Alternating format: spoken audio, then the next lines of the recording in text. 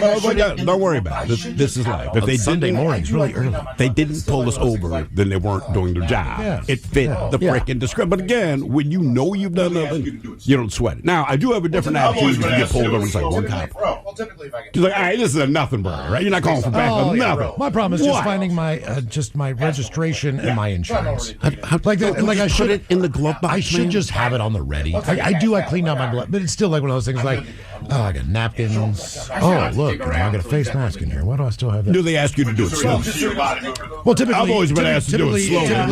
Typically, if I get pulled over, just based on the road, typically the officer will come up to the passenger window anyway. Yeah. So I'm already digging in the glove box, just looking for whatever I got. And finally, once I get past that, I'm like, all right, here you go. I'm good to go. I'm leaving. Sure. I try not to dig around until he's at the window.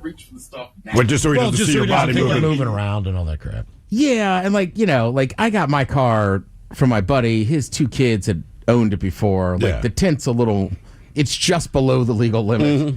So I'm just like, I just turn on the dome light, keep the hands on the wheel. Well, you got a drug dealer's car, too. Right, then when he comes up, I can be like, hey, I don't have anything in here. I'm going to reach for the stuff now. Yeah, I feel like in your car, if I'm the cop and I see you kind of shuffling around, even if you're doing the honest thing, like, I might feel compelled to want to search. You also have one of those cars like a 21-year-old would drive in like race in Lakewood. Yeah. That's what I'm saying. When I first got it, I picked up a buddy, and he's like, what are you here to sell me crappy cocaine? And I was like, no, it's just... Right. No, I got good cocaine. Right, and his buddy, and then one kid had worked at a detail shop, so I mean, they're just below the legal limit, but like, yeah, I would definitely... I'll turn on the light, just keep my hands on the wheel. And then, yeah. Well, that's not a bad idea. I mean, for sure. Yeah. Because no matter what you've done, if you have lights flashing in the back of you're just like, oh, no. I mean, it could be 10 a.m. Once they get behind you, you're right. It's just it's a natural reaction. And the last time I was pulled over, I was on a stretch of road. There was not a lot of room. There was no room on the back side. So, I put on my hazards because I'm like, look, to let them know. Hey, I'm just looking for, I don't want you to die because you gave me a speeding ticket because some jackass, got off the side of the road by 2 feet. That's all that's left. Are you still obligated to pay the ticket? Well... You pull over, it's a narrow shoulder, he ends up getting knocked off a bridge. It's the safety of me, it's the safety of his car, my car. I'm saying, I just need to find that spot. If the guy gets knocked, say, off of a bridge, you're on an overpass, right? And, some jackass sideswipes him, and he goes over the side, like, do I still owe this ticket? I mean, like, what do I do? I mean, he was writing the ticket. Well, I just paid to Oregon, so I wouldn't be in your dad's position, because I like to go down there. Yeah. He's not going. You go to Oregon too much. That's right. I can't afford to be like, ooh, you owe some money here, sir. Oh, my dad owes a lot of money. And I don't know if the rules have changed, but they never stop pursuing it. So they're not going to. But your dad's also a little bit more curt to police officers than probably I would be. He does not give an F. My favorite, man, I was like 12 years old. He was doing 45 and he's doing 47 and a 35. All right. So the cop pulls him over. It's just me and him in the car. I may be 12. I had never interacted with police outside of them maybe visiting your school to tell you blah, blah, blah. And so the cop rolls up to the window. And as a kid, I'm kind of excited, like, ooh, first interaction with the cop. I know it's just speeding, but still kind of a big deal. Cop rolls up. My dad, just the way he rolled down the window, didn't have electric windows yet. So you see his arm shaking and he has it down and he's just waiting. And my dad's already looking out the window, waiting for the guy. And the guy comes. And look, the cop is perfectly nice. Said, sir, you were speeding. My dad's said you were going 47 and a 35 mile an hour zone. And my dad's response was one word, so.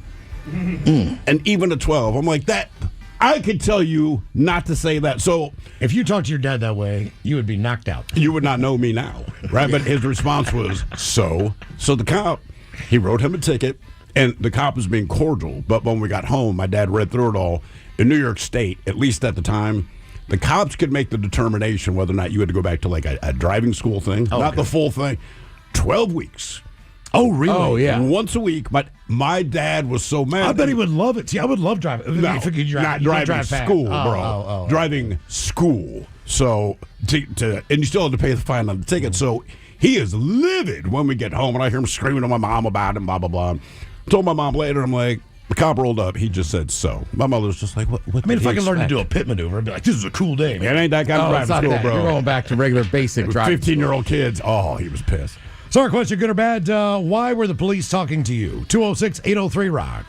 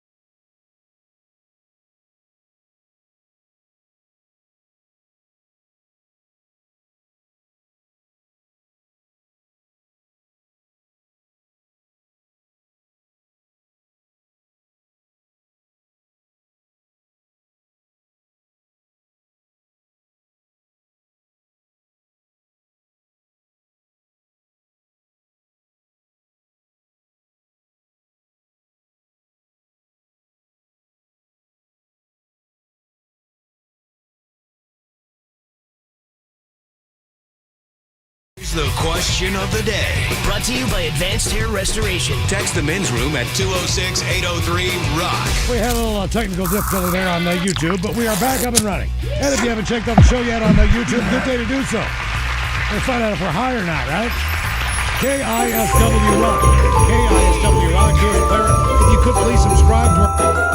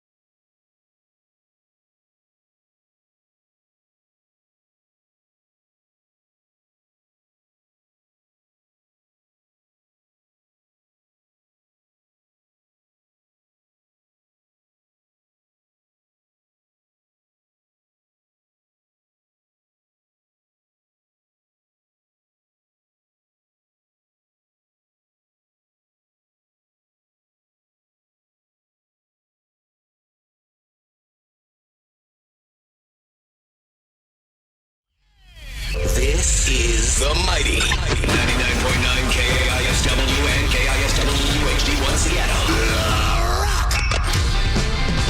Always live on the free Odyssey app. Text the guys at 206-803-ROCK from the Pinky's Plumbing Studio. You're in the men's room. Steve, as you were saying, police talk to people for a lot of different reasons. Oh, yeah. Most of them stupid. Here's an interesting one. A New Zealand man is facing theft charges after allegedly swallowing a Fabergé pendant worth $22,000 in an Auckland jewelry store.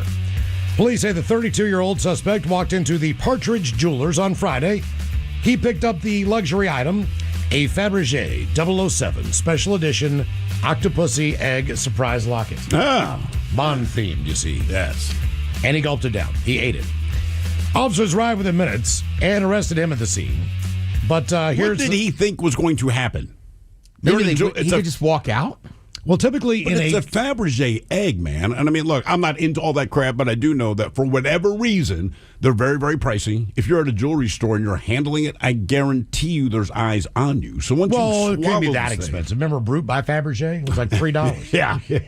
Cheap ass cologne. You know why? Because it smelled like But the real ones, there's only so many of them that were made or something. right. The originals, one like 1800, some Russian dude or something. I don't Yeah. remember. But yeah. How do you spell Fabergé? Fabergé, that would be Faberge. Oh, all right. He gulped it down.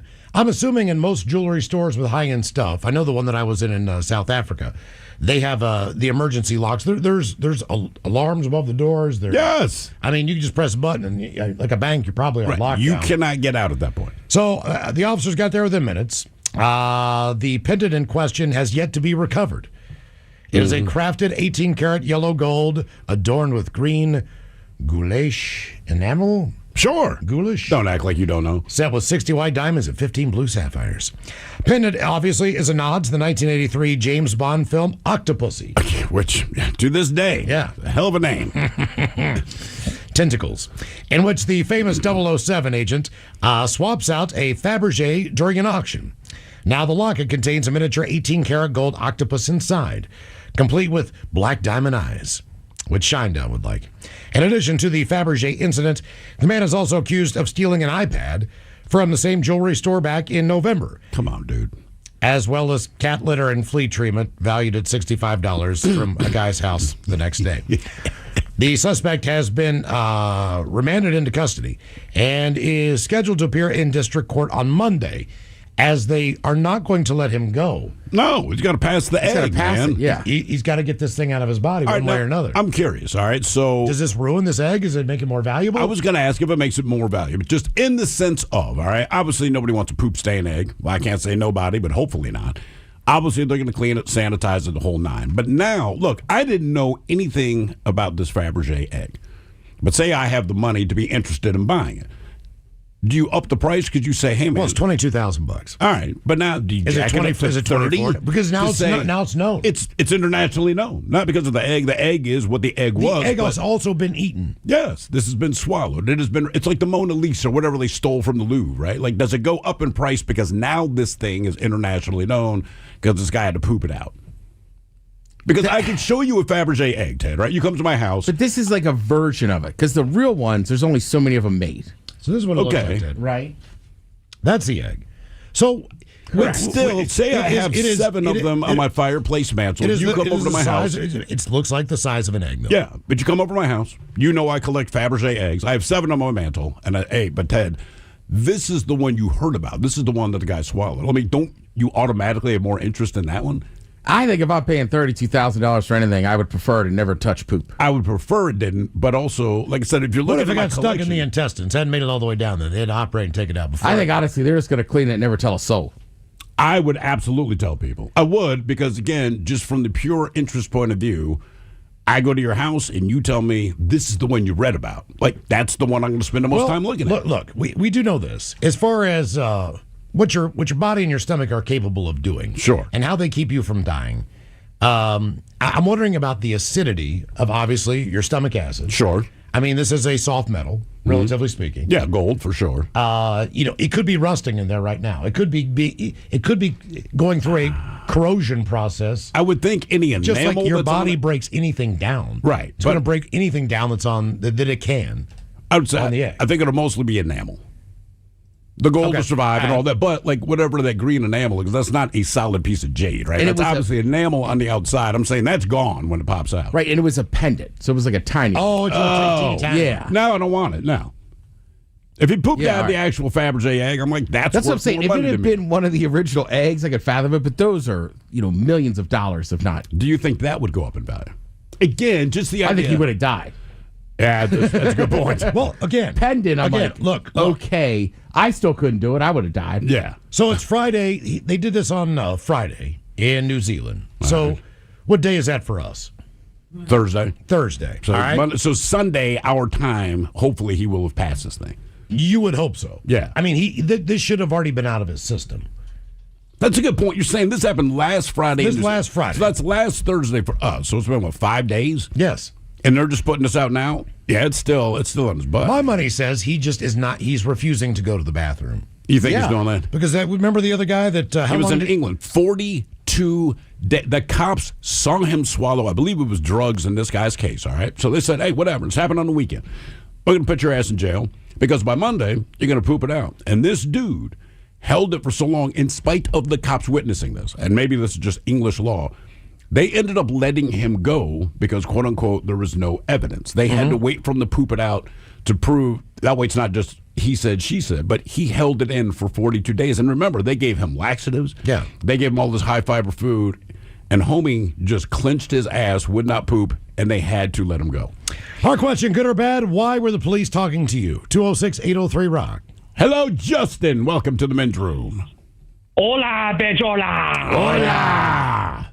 Long-time listener, first-time caller. So I have two stories All right. about this situation. In my time of active duty military, first one, Fort Carson, Colorado. I was on CQ, made in the front desk with my sergeant and whatnot, and it's a lax detail. Like, you really don't do much other than answering the door or the phone. But MPs came through my barracks building I was staying in and went to one room. 10 minutes later, a soldier within my company just got walked out in handcuffs. Turns out the guy had 9mm ammo, 2 magazines of 9mm, a crossbow, and crossbow bolts. And I'm assuming all that should not be in his possession. No, there's really strict rules when it comes to live ammo and weaponry in the barracks. That's a big no-no. Well, someone probably had to tell him. Oh yeah, for sure. What is? I wouldn't be surprised if that happened. So, a couple years later, when I got stationed at JBLM, I was waking up to do my morning PT and whatnot, and sure enough, I had a knock on my door. Opened the door. Turns out it was one of my MP buddies that I cooked food for and whatnot before he goes on a shift from the chow hall. He's like, hey, do you have any contraband in your room right now? I'm like, no, I do not. He's like, okay, because we're going to sweep through here right now. Do not leave your room. Now, let me ask you this real quick.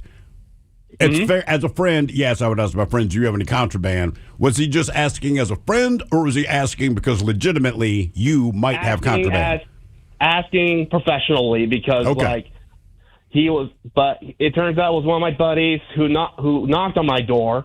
So I was like, okay, do your thing and whatnot, and we'll talk it over once you get over to chow hall for your breakfast meal and whatnot.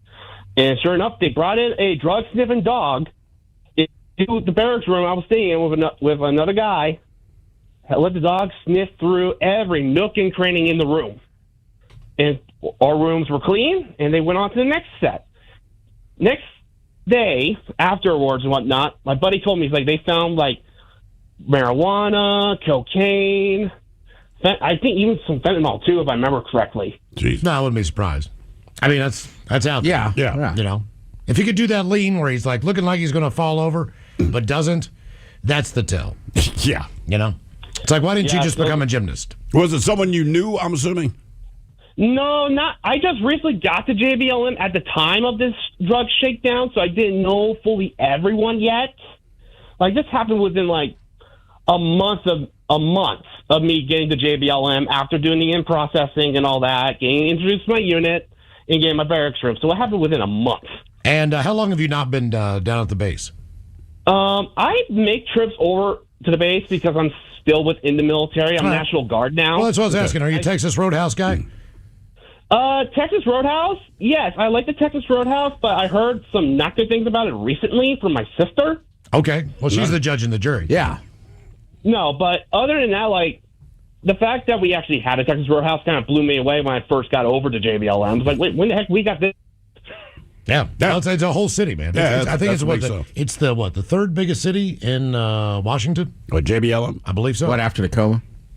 That would make sense. Yeah, I think it is. Yeah, I mean, once you get in there, the size of it is massive. I'm not trying to go back there, man. That was I would have. It would have to be like an official visit that they know in advance. Because, again, the one time that I've been on that base, a friend of mine, she worked for the Department of Defense. She was there, 6 months, maybe a year, whatever, Krista, the sister. Don't know what she was doing, but that's where she stayed. And we had an event, because you brought up the drug-sniffing dog. Luckily, that was not a part of this whole story, but we had an event the night before. She spent the night at my place. We drop her off at JBLM. No big deal. But, you drive up there and ask for ID, which we get. She's DOD. Everyone's cool. I hand them my ID, and instantly they're like, pull over to the side, right? And they're not joking. And again, I don't know what it's about, but I'm not worried about this. But the 2 guards came over with M16s, and they're just standing behind the vehicle. A third guy's doing whatever he's doing, right? And I'm like, you've got to be kidding me. Now, I may or may not have had drugs on me that I quietly pulled out of my pocket and shoved under a seat because I'm sitting in the back seat. Anyway, they came over, and someone with my name, exact name, different middle name, as far as I know, but they did whatever they did in Germany at Ramstein Air Force Base. They would not tell me what the situation was. But, again, it was cleared up in a couple of minutes because they just asked me, have you ever been to Ramstein Air Force Base? I'm like, I've never heard of that in my life. They said it's in Germany. At that point, I'm like, bro, I've never been to Germany. So it's still a few more minutes because they need to make double sure. But they're like, well, hey, look, because they said don't visit there. That's what I have no plans of. Not Germany, Ramstein Air Force Base. I'm like, I cannot think of a reason why I'd be there, but not a problem. And they said someone with your name did something very, very bad. And I'm like, what did they do? And they're like, sir, we cannot tell you that. And I'm like, wow, man. You should have started playing Ramstein on your phone. Like, I have no idea, man. Yeah, but I just, I have nothing to do with that. But I had removed perhaps some contraband out of my pockets to elsewhere in the car in case they pulled my ass out. Well, the MP's got to stay up on that because, unfortunately, there's so many people in the military. Sure. Like, that stuff happens all the time. I watched a whole show last night about these National Guardsmen down in Texas who basically kind of got into drug running across the border. And they were like, we didn't ask what it was, but, like, the border agents wouldn't mess with them because they're National Guardsmen. So if you fill out the proper paperwork, you could take a military vehicle. So they would just kept waving them through. And then finally, somebody got caught with something, and they figured it out. Aha. But okay. yeah, so when he was like, they came through and swept the barracks, I was like, that's got to happen a decent amount. I would think so, yeah. Well, plus you're dealing generally with people that are younger. Yeah, you're dealing with Absolutely. You're dealing with kids. Yeah. I mean, for the most part. I sit with those guys at the bar all the time. Down in DuPont. I'm just like, I cannot. They're talking about Ranger stuff. And I'm looking at them like, wow, dude, you are. And I know you're in shape. I just can't believe how young your face looks. You are in tip-top physical shape. Sure. You could run farther than anybody. I get it. You're good or bad, why were the police talking to you? 206-803-ROCK. Hello, Andy. Welcome to the men's room. Hola, bicholas. Hola. So this was the summer of '94. I was 19 years old, and I was working at this hotel, and I had the 11 to 7 shift, so I was like the night auditor guy. And come about 3 a.m. Well, first of all, I thought it was a good idea since this was during the week that I would just drop a hit of acid. Right? So I dropped a small hit of acid. It was the weekday. I've been there for 6 months, and it was just supposed to be a dead day. It was like a random Tuesday or Wednesday. So I'm like, I'll just take a hit of acid and just go to work. And, it's good 8 hours, whatever. And so come about 3 a.m., I was at full peak, pupils dilated, everything. Just seeing stuff. There's like a little fireplace I turned on, in the little lobby area, and I just stared at that for a few hours. But then this lady came in, and she was roughly around 60. At 19, it's hard to judge age, but she was around 60, I think. And she's like, "Oh, I'm here to check in." I'm like, after getting her name and stuff like that, just peeking. She wasn't there. We didn't have a reservation for her. And so she started to argue, and I'm like, "I'm sorry, I don't have a reservation." And then she started getting really angry and started like pushing chairs around. I'm like, "Sorry, miss, I can't. I don't even know what's happening right now." and so I ended up having to call the police because she started to cause more of a disturbance, and I was trying to tell her to keep it down because there was adjacent rooms available. Ended up calling the police. 30 minutes later, just eyes are dilated. They're all black, and they're just, I am so high. And the cops come in. I'm trying to explain to them what the hell is going on. And I'm like, this lady, she doesn't have a reservation. And I'm like, I don't even know what the hell's happening right now. And it come to find out, they talked to her, and she was at a completely different hotel. They had to break it down with her. And during this whole event, I have no idea what's going on. And then these ladies come in right after the cops are talking to her. They're like, hi, and this is at this point, it's 4 a.m. And these two ladies come in. They're like, yeah, we're looking for a room, whatever, 401. But they're dressed in, like, gowns and everything. And I'm like, yeah, sure, whatever. I'll even walk you to the room just to get out of this scenario of this lady pointing. Cops are like, oh, is every blah, blah, blah. So I walk them to this room, not even thinking anything of it. Come to find out, so after the cops, they escorted the lady out. They took her to her adjacent hotel, and I'm just losing my mind at this point, going, what the hell's happening? I dropped off the lady. So come 6 a.m., I'm starting to come down. Everything is starting to, reality is starting to come back again. Well, they checked in after I figured out there was 2 Disney executives, and that was my first time I ever saw escorts at that level. Oh! And so they had two escorts. They had 2 escorts that dealt with these Disney executives. 6 a.m., those gentlemen check out like around, it was like 8 a.m. Those girls left at 7 and just grabbed a mint and said, thanks, honey, and they left. Grabbed a mint. Give me a kiss. Come on in. Yeah, that was it. They just grabbed like one of those little peppermint checkered mint things, the red and white ones, and said thanks, and then that was my night. But I mean, this hotel, it was a Disney executive, so it wasn't not a Best Western of some sort. I get what they're up to. The gowns at that time of night. I wouldn't have thought about it either, man. That was my first thought. They got to be high-end escorts. Yeah, Disney. Happiest place on earth. Good or bad, why were the police talking to you? Get a bit. Well, gals, take off that gown. 206-803-ROCK. Do you have a dark curiosity?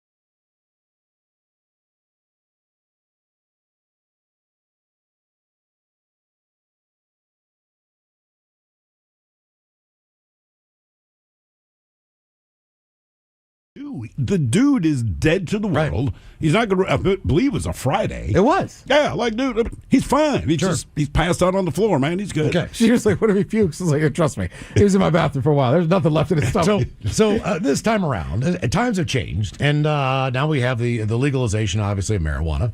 And that's all part of the... That's all part of you not driving when you're stoned. Oh, sure. And all those different things. But there are going to be a lot more patrols out this holiday season and everything else. We're going to talk about that. And this time around, instead of imbibing, so to speak, and dipping into the bottle, we're going to smoke some weed. Yeah. And we're going to talk to the officers. They are going to basically check us out in our normal, sober environment. Mm-hmm. And then we are going to go get high and come back in, and then they will give us all the tells that they can see as like far as giggling. Well, snacking. I don't know. I don't know if there are tests involved. I'm not sure. We'll find out tomorrow. I remember with the booze, they had those goggles that when you put them on, kind of gave the effect that you're drunk. Yes. So I'm wondering if they have something like that for stone. It's impossible. I don't know. See everything clearly. I don't know, yeah. Real clearly. You'd have to give me corrective lenses if you want. But the thing about drunk people, like, dude, are you drunk? No. Yeah, no, they are. They'll deny it until they pass out, right? Someone's stoned. Like, sir, you stoned. Yeah. I really am, man. Sorry. My bad. So I had to remind Steve to remind me that I need to bring in weed tomorrow. That's the one stipulation. There's- That you need to bring your own weed. We will not only provide that, weed for but it. I'm going to Uber in tomorrow. Maybe take the bus back or take the bus in and Uber home, whatever the deal is. But yeah, that's all going to be part of the plan tomorrow. Yeah. So those guys are going to join us at 4:30. The same cops from 15 years ago. Is it the same guys? It is. Awesome. That's That really is fun. Yeah, awesome. it's kind of crazy because they reached out to us. Hey, do you guys want to do this? We're like, absolutely. Yeah. I mean, because I could walk down the hall today and go, hey, Castle, just so you know, we're going to get absolutely freaking baked tomorrow on the air. It's Yeah. like, yeah, whatever. Exactly. I don't care. What difference does that make? But yeah, that'll be a good time tomorrow coming up at 4:30 on the program. And today we're going to talk about the toilet saving or ruining a day. As you maybe don't know, or maybe you do know, this past Friday was Brown Friday. Brown Friday. And that sucks for plumbers. No, it doesn't. Because most people have that day off. Hopefully you do. I mean, if you're working Black Dude. Friday, you're working retail, I get it. That's their money day. This is their busiest day of the year. They know damn well this is the day to make the calls. I don't know if they charge time and a half or whatever, but it is a massive day from coast to coast in this. The point that it has a name. Yes. Yes, Like, it does. Called it Brown Friday. I'll tell you this, man. As much as, Pinky's Plumbing can help you in a jam, obviously there's some basic things you need, like a plunger mom. Does she not have a plunger? No. Did you get a clogged toilet? Maybe. What did you do? Well, here's the deal. All right, so my grandmother's 99 years old. So the main bathroom is basically equipped for her. So there's like this handlebar thing Yeah. that, that Ease yourself sits up and down. over the Correct. toilet.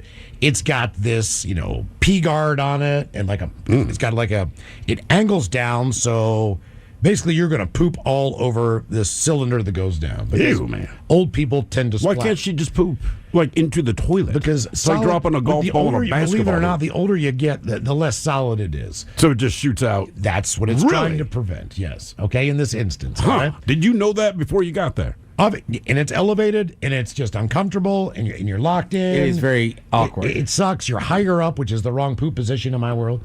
So I was using the bathroom in my mom's bedroom. There's two bathrooms in there. I'm sure she loved that. Now, first of all, there's no water pressure.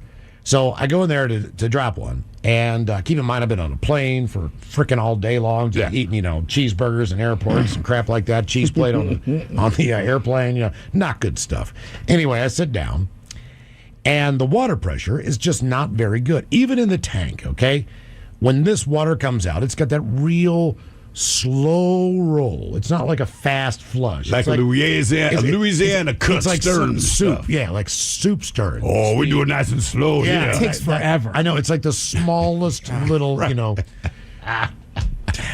Anyway, okay, so I'm looking at this one turd, man, and he's just kind of whipping in there slow. And I'm like, come on, baby. Come on, baby. Of course, it pops right back out. Like a snake that goes in, in the hole and pops back out like, hello. So, surprise, I'm back. But then it takes, I swear to God, this water in this toilet took 5 minutes. Just to refill. To refill. It was almost like it was trickling out. Matter of fact, when I took a shower in her bed, in her shower, I could barely rinse my hair from shampoo because the water was just. I mean, the bathroom It just drools, She right? needs to get a plumber in there and get this taken care of. But I digress.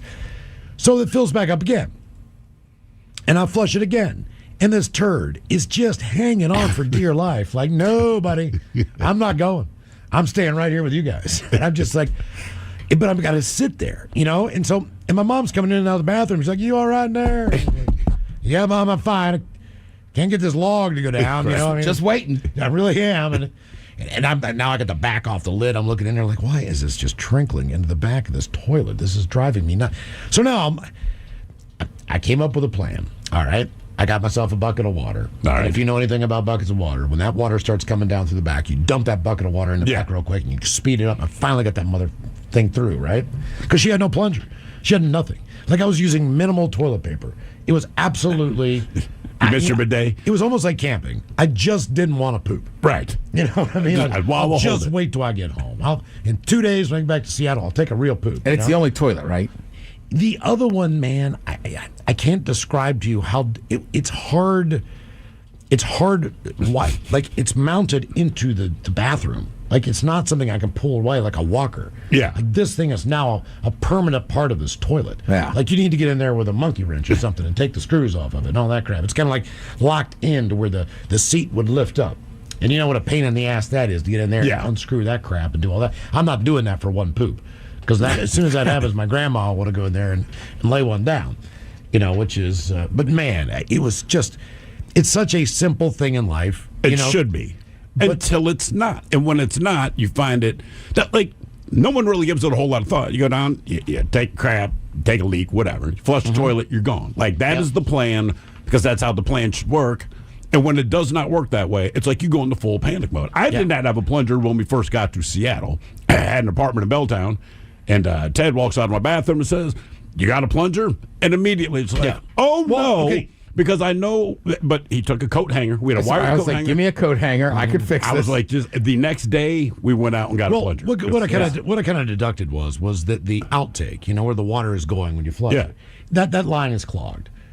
Because that's why the water can't go down as fast. So I need a snake. But you still have bad water But pressure. a plunger maybe could have loosened that up a little bit. I don't really think you're supposed to put liquid plumber down your toilet. You're not. Everyone says don't do it. What you can do, why don't you get them a plunger for Christmas? Like, it looks ridiculous, but, like, here's a plunger. Okay. You know you I'm need not it. I'm not like, if any time I go to a house and I got to poop in a bathroom without a plunger, like, it scares me. Yeah. Do you look for the plunger first? Every time. Right. Yeah. Now you got to remember, all of my bathrooms have a plunger next to the toilet. This town has nothing. Like, I couldn't even. There's no hotel to stay in. There's nothing in this town. So I think Walmart was open until midnight on Thanksgiving, or the night before, on Wednesday night, and then the Walmart opens up for like 3 hours in the morning on Thanksgiving till like 11 or noon. Whatever. Right. But we're cooking, we're cleaning, we're doing all that crap. Now Black Friday, you cannot get into the Walmart. Of course. You Of course can't. not. You can't pull into the parking lot because I was going to go get a plunger. I was going to get something. You know, That's the only thing they got. there's nothing. Everybody from miles around. And they are, like, I mean, people were circling the parking lot just looking for a place to park. So by the time I got there, I'm like, F this. So no plunger. I went to the McDonald's. And? Took a poop? I pooped there. I thought you would say you stole their plunger. No, I pooped at the McDonald's. You went to the They McDonald's. have a McDonald's. That's one. Continue. This is the men's room with Miles and Thrill. All right, a couple of comments from the text. Guys, my wife and I were watching a Kraken game, and we had just moved into our new home, and there was a fight. She was screaming, "Kick his ass! Kick his ass!" About 25 minutes later, Thurston County Sheriff's knocking on the door thinking that there was a domestic. Oh. All right. Kick his ass. Guys, I got pulled over coming from Leavenworth, Oktoberfest to Wenatchee a few months ago. I was doing 65 and a 50. My wife was wearing a cute outfit and had her top down, so truthfully, I wasn't really paying attention to the speed. Well, the cop had me do the roadside sobriety test, which changed the mood rapidly. I passed the test, and then I blew a .046. So I was only about halfway there. Cop said, well, it looks like you know how to handle your alcohol. So you guys have a good night. All right. Yeah. I mean, there you go. Good or bad, why were the police talking to you? 206-803-ROCK. I mean, in theory, pulling somebody over coming from Oktoberfest. That's a pretty sure shot. All right, so I'm sure that cop was like, all right, you had a couple beers. Yeah. Also, not a lot to do in Wenatchee. That's true. Hello, Wyatt. Welcome to the men's room. Boom, bitches. Boo! How you gentlemen doing this evening? We're doing well, man. How are you? Doing good, doing good. So I guess to get to it, so this was probably, I don't know, 16, quite a while ago, before weed was legal. All right. So anyways, me and my buddy, we have this place we used to smoke back in high school, and we called it Stony Hedge, just because it had some huge rocks, and it's where we'd get stoned. But anyways, it's a one-lane road, like very, very narrow, and it's a kind of a pain in the ass to drive down and then back all the way up. So I figured I'd back down before getting super high, so that way we could just drive out. So anyways, we're sitting in the car, and we got this thing so hot boxed for like a good hour. Like, we had an ounce of weed, we had a bong, we were just having a good time. And so I take this huge rip and I look up, and all of a sudden through the misty haze, I see, a grill, and then I see lights on top of a car, and I'm like, oh no. And I look at my buddy and I just go, we're about to get arrested, aren't we? And he just goes, without a doubt. Without a doubt. Right. So we're just sitting there, and it was probably the longest 30 seconds of my life to watch this car just pull up, and this cop just right in front of my car. And anyways, he comes to the driver's side window and just gives it a, 2 little taps. And I unroll the window, and man, the smoke that billowed out onto this dude, like he had to have just been stoned as hell or just reeked like weed from how much came out. And nothing was said for like 10 seconds. And I'm just kind of sitting there, and he goes, "So what are you boys doing?" And I just go, we're just hanging out, man. And he goes, "You guys from here?" And I'm up on the San Juans. So at that time I was living on San Juan Island, but I was over on Orcas, and I was like, "Nope, I'm not from here." And my buddy was just like, "Yeah, same here," which he was lying. He was from there. And the guy just takes a good look around and doesn't say much, and he just slaps the hood of my car, and he goes, "Well, you boys enjoy the sunset," and he just drives off. Oh, all right. Okay, there you go. All right. I appreciate those kinds of cops. Yeah. I always thought, Exactly. There's some good guys out there for sure. I like when the cops tap on your window, because I always thought, should you say, like, "Who is it? Yes. What can I do for you?" Who's there? "I was told not to open the door to strangers. I'm sorry. You're going to have to yell through the glass. Safety first."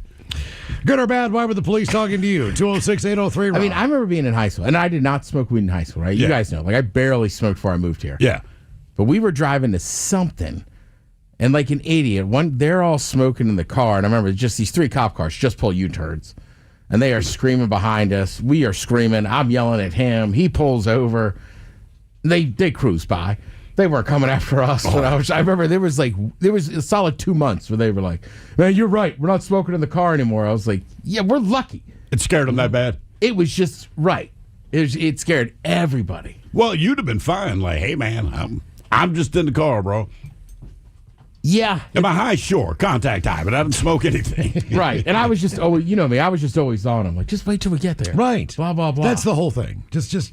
Can you just wait? Exactly. My question, so Same with eating in the car. I mean, it's a basic stuff. There's just certain stuff. Just wait till you get there. I mean, look, there is nobody that does. You listen to the show. We know we love drinking beers, right? You would be hard pressed to ever find me having a beer, even in the back seat. There is that one story from years ago. this is don't my have wife to tell it, but specifically.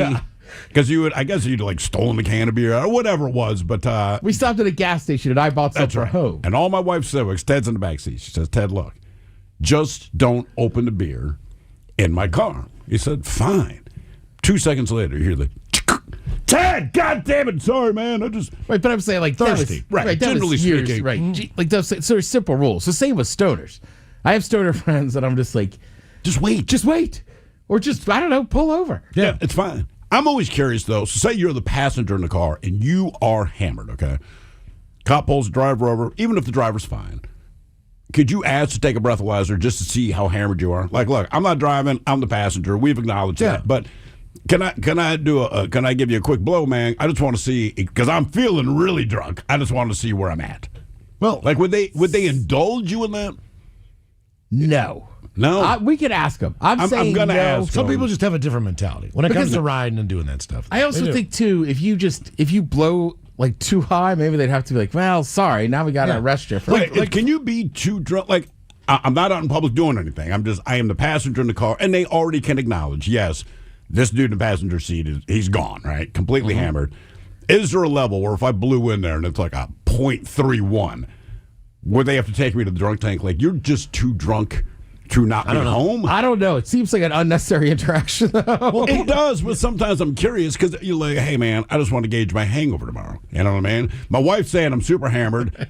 Obviously, I'm saying I'm not super hammered. We both know she's right, but I just want to see how super hammered I am. Some people have different rules. My dad, he does not drink and drive. Yeah. But last time I went down to his house, the drive to the airport was probably 45 minutes, hour, something like that.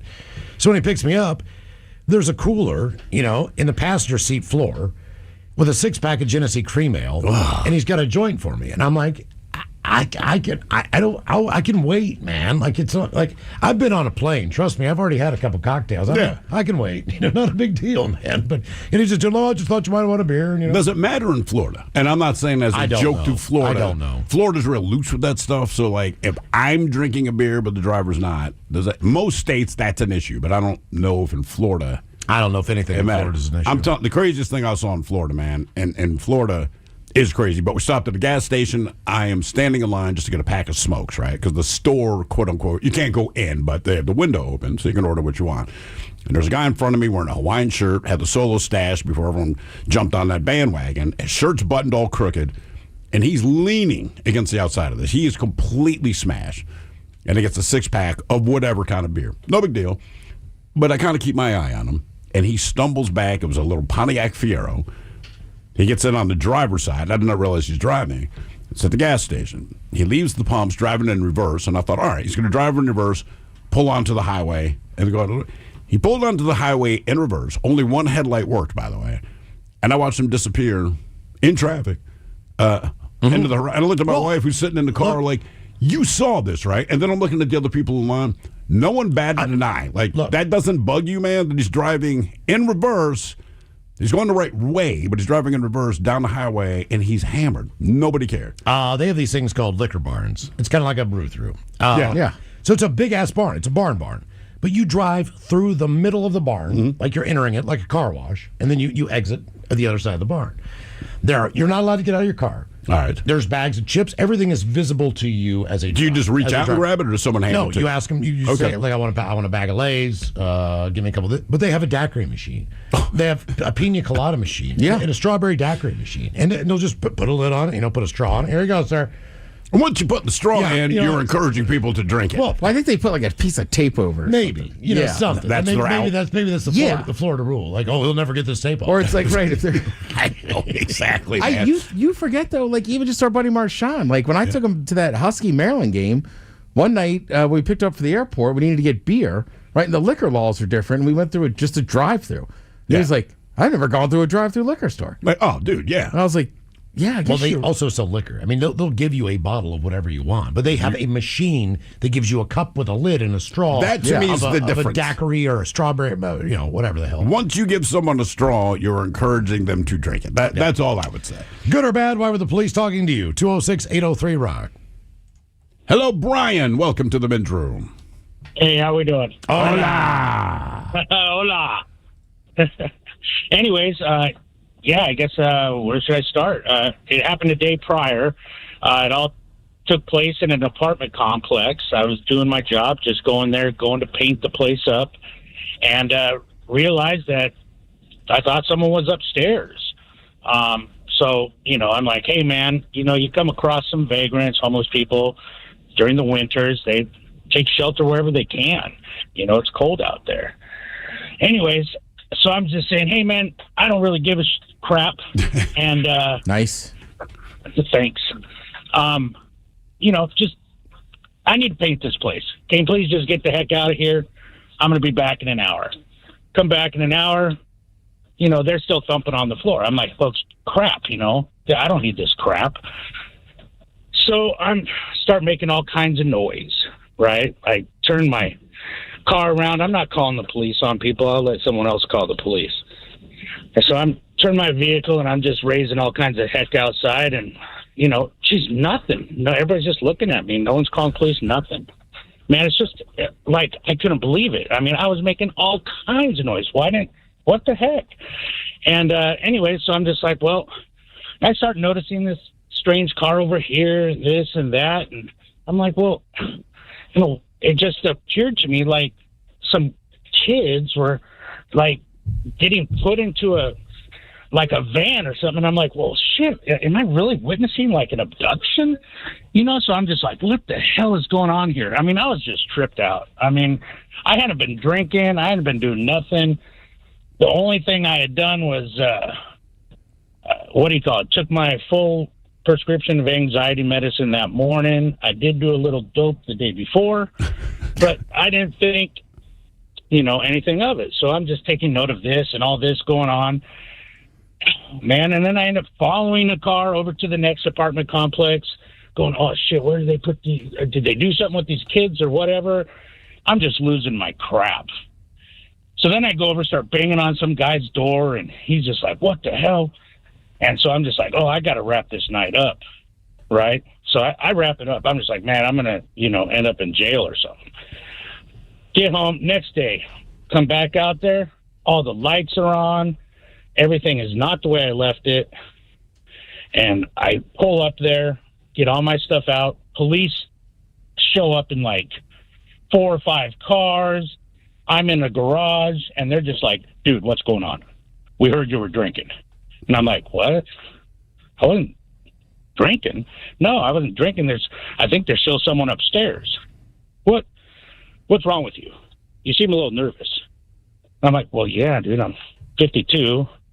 You got 4 or 5 cop cars pulling up on me now.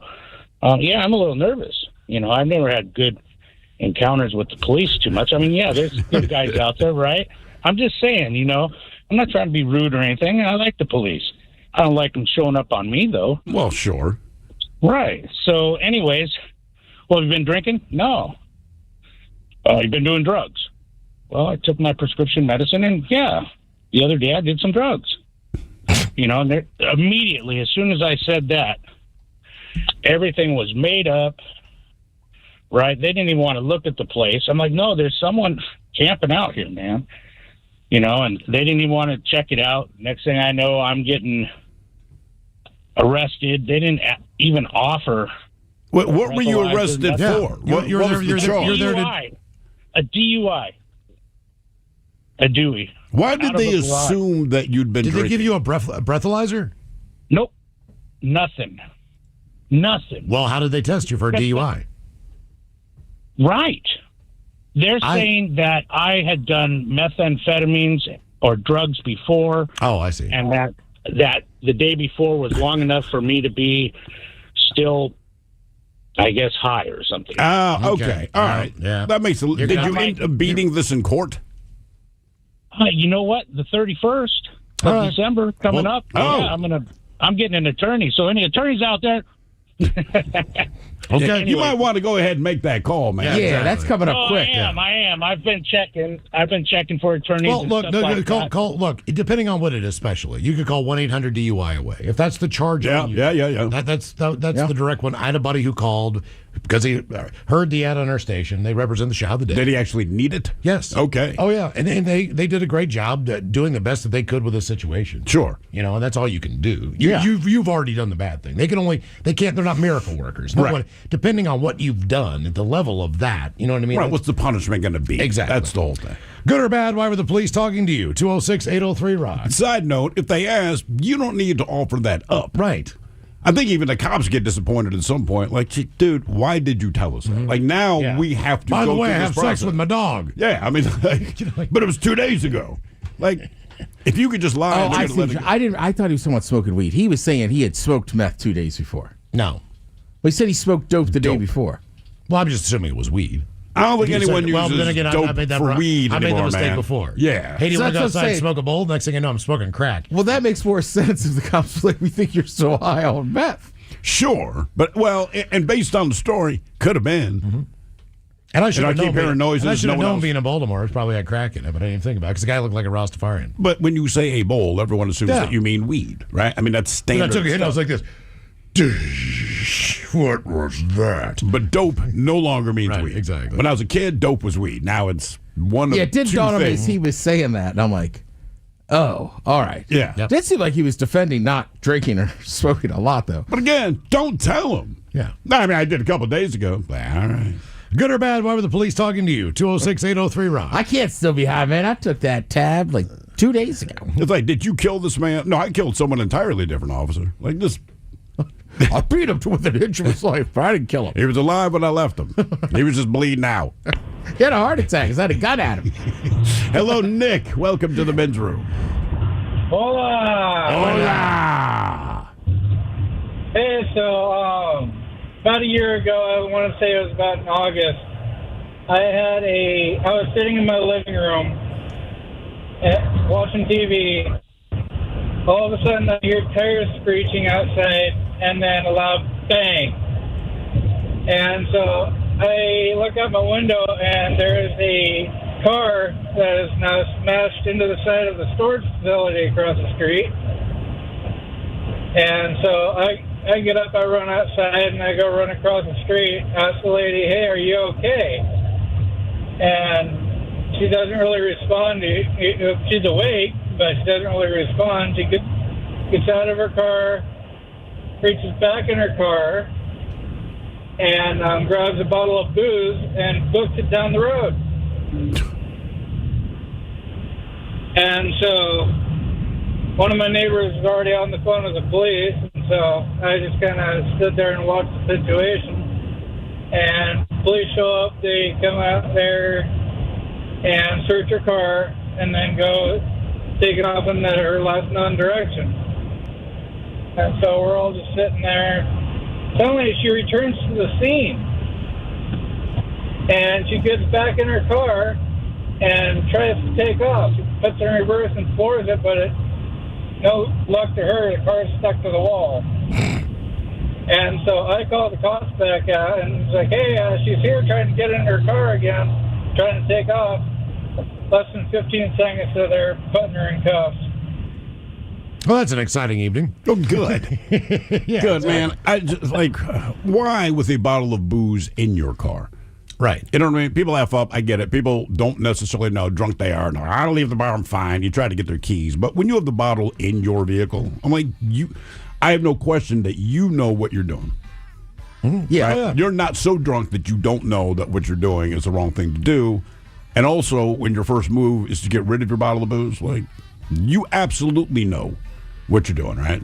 Come on. These are the same people, though, that, first of all, don't drink and drive, but also will go out there and not bother putting their lights on, Also. speeding around. It's just like, Oh, yeah. like you drive at 11 p.m., it's like, I think half the people out here could get arrested. You know what's crazy, man? I'm watching the news last night, and this happened in L.A., and they showed this car just blows through an intersection. It's a three-way intersection. There's a coffee shop on the other side. And this car slams into this coffee shop. I mean, basically just takes the place down. And the way they set it up on the news, it's right before commercial breaks, and they say, find out what was wrong with this elderly driver. So my wife and I look at each other and go, well, obviously it's like a medical episode. They're 90. They come back. They show the clip again. They were drunk. I was like, oh, damn. Okay, my bad. Good or bad, why were the police talking to you? 206-803-ROCK.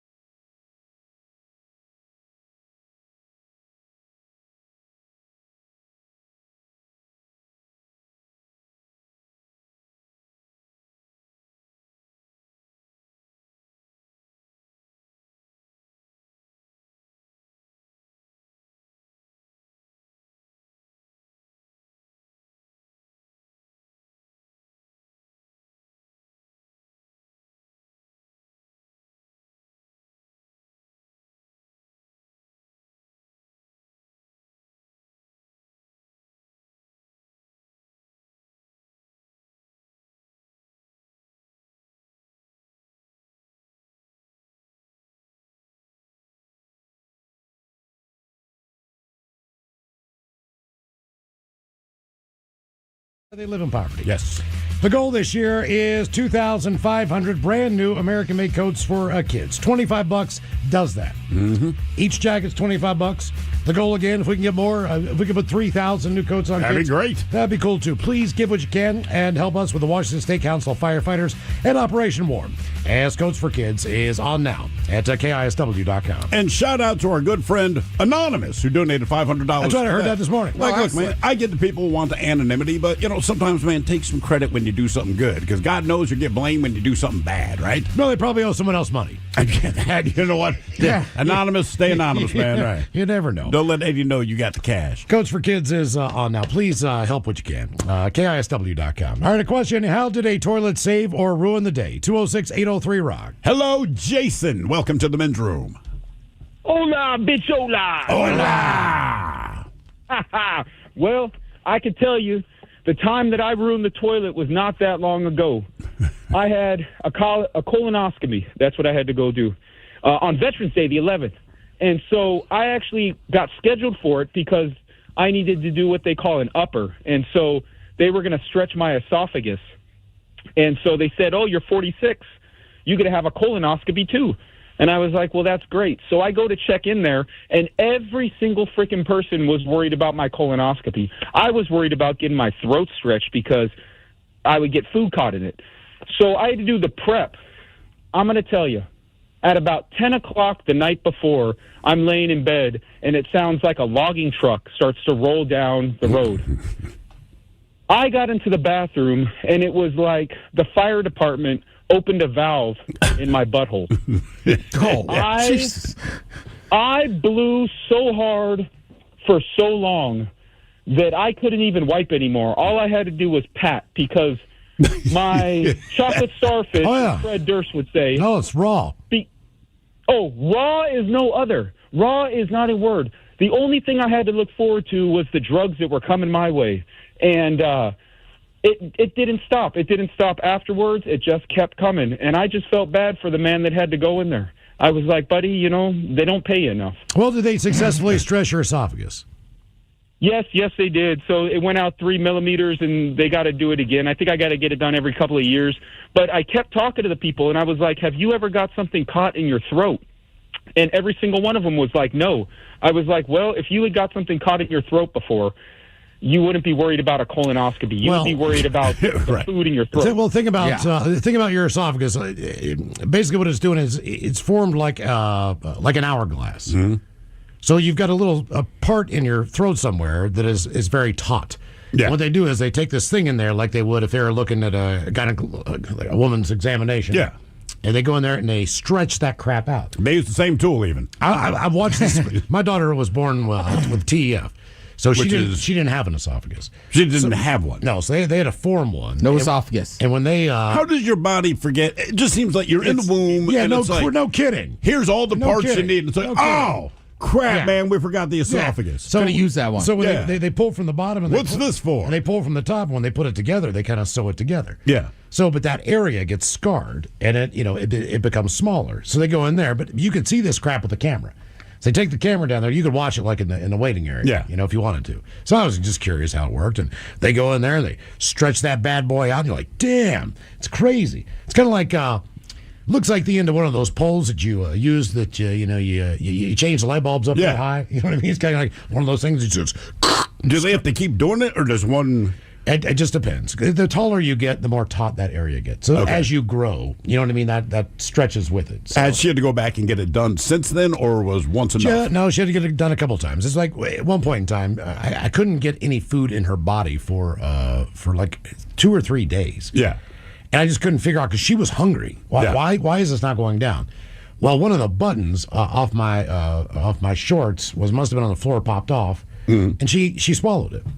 So basically, that kid was eating for like 2 or 3 days just based on what could drip down through those 4 buttonholes. Which is like nothing, right? I mean, absolutely nothing. No wonder she was starving and God, man. pissed off at me. How did a toilet? But they went there with the camera. I was like, "There's my button," because those are my favorite shorts. Did they give it back? Yes. Really? Oh yeah, I got the button back. Huh. Of course, like everybody else has a button, you never sew it back on. No, you don't. Like if you get buttons with shirts, you always do. You always keep them. It's the dumbest thing in the world. We recently got rid of probably about 40 buttons. I mean, it's just my wife's like, I don't even know if we have these clothes anymore. I'm like, right, but we kept the button because they give it to you when you buy fancy Well, stuff. not a button, but and things getting stuck where they shouldn't. Going back to toilets, I had an apartment where I was like, hey, you need to fix the toilet. Like, it won't flush right? Like, every 10th flush, it just would get clogged up. So they kind of worked on it once, and then I called them back and said, hey, or emailed them back, said, you got to work on it again. And then a lady knocked on my door and was like, listen, we fixed it this time. And I was like, all right. And she goes, you have any containers on your sink that are missing lids? And I go, yeah, I do. Oh. She's like, yeah, so we're not going to charge you, but you clearly knocked this in there. Like, this isn't really on the apartment building, but we'll let it go this time. Oh, thank you. My bad. But same thing, Miles. Like, I don't know, it was just like top of the melatonin. And at some point, I just knocked notice it in there. Well, you're probably so delirious for not getting any sleep that you needed to take, and you're like, oh. I mean, it was just that simple. But like, same thing. Like, you realize now, like, why is this toilet acting so weird? Oh, you knocked it in the toilet. Right, Yeah, so it and was then stuck. flushed it. So they Right. thought they had fixed it once, then had to go back and basically take the whole thing apart. And we're like, that's what I'm saying. She was very nice. She was like, this is on you, but like, we'll let it go this time. Just don't do it again. The first time I had a clogged toilet after the kids were born, they're like, hey, the toilet's clogged. I'm like, all right, man. I go in there, and there's my daughter's Barbie doll about half submerged. She was completely underwater. And I always remember it looked like a drowning victim because her little hair was still floating on top. Yeah. But Barbie herself's in the hole. And I'm like, why is she in the toilet? And kids being kids, like, we wanted to see if she could flush. Like, Yeah. I can't argue that. But we now know the answer is no. And so I'm kind of yanking this thing out. Because Why would you want to flush Barbie down the toilet? I don't know. You're not 5. They decided. Okay. that I mean, is there any other excuse though that I they're think they little were kids? 3 and 4, but Yeah. they just wanted to know if it flushed down the toilet. And so I finally get this thing out and kind of wedged in, and I pull out Barbie. My daughter wants it back. I'm like, no. Barbie's going to the grave. That is the trash can. Leave it alone. And I'm like, so now you guys know Barbie doesn't flush. And there's this little pause. And I kind of look at each other. My son looks at me. He's like, well, G.I. Joe does. I'm like, okay. Oh, no. Oh, yeah. So there's like 2 or 3 of them that it did not cause any problems that I know of, but yeah, they'd stuffed a bunch of stuff in there. The other action figures disappeared, but Barbie didn't go down. Barbie's a fighter. G.I. Joe somewhere in the drainage? Yeah, they were gone. I did not know this had happened until they explained. So I'm like, so Barbie doesn't flush. G.I. Joe does. I'm like, cool. Is that one of those you just go, all right, new rule? Yes. Nothing, we're not seeing what flushes unless it's poop or If toilet it paper. does not come out of your body, do not put it in the toilet and flush it. How did a toilet saver ruin the day? 206-803-ROCK. It's amazing what you have to explain, you know. It's kind of crazy. Guess who it is, Ted? James. Welcome to the men's room. Hola. Hola. Okay, I got one for you, fellas. I was bouncing downtown Kirkland for many, many years, and it was our job to take the cocaine bags out of the toilet. Yeah, I've seen that a few times. It was our job to clean the men's bathroom. After all, so we had so many incidents with the girls' bathroom being more disgusting than the men's. Always. Yeah. And so the waitress is like, well, we're just going to tip you half.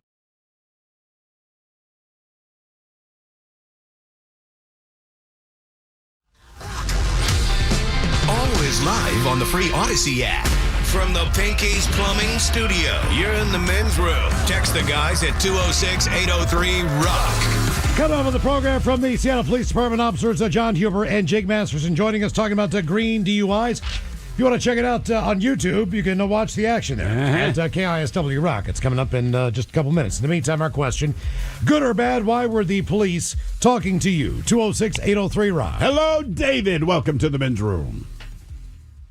Liquor and whores. Liquor and whores. First time caller, guys. Appreciate it. Thank you, man.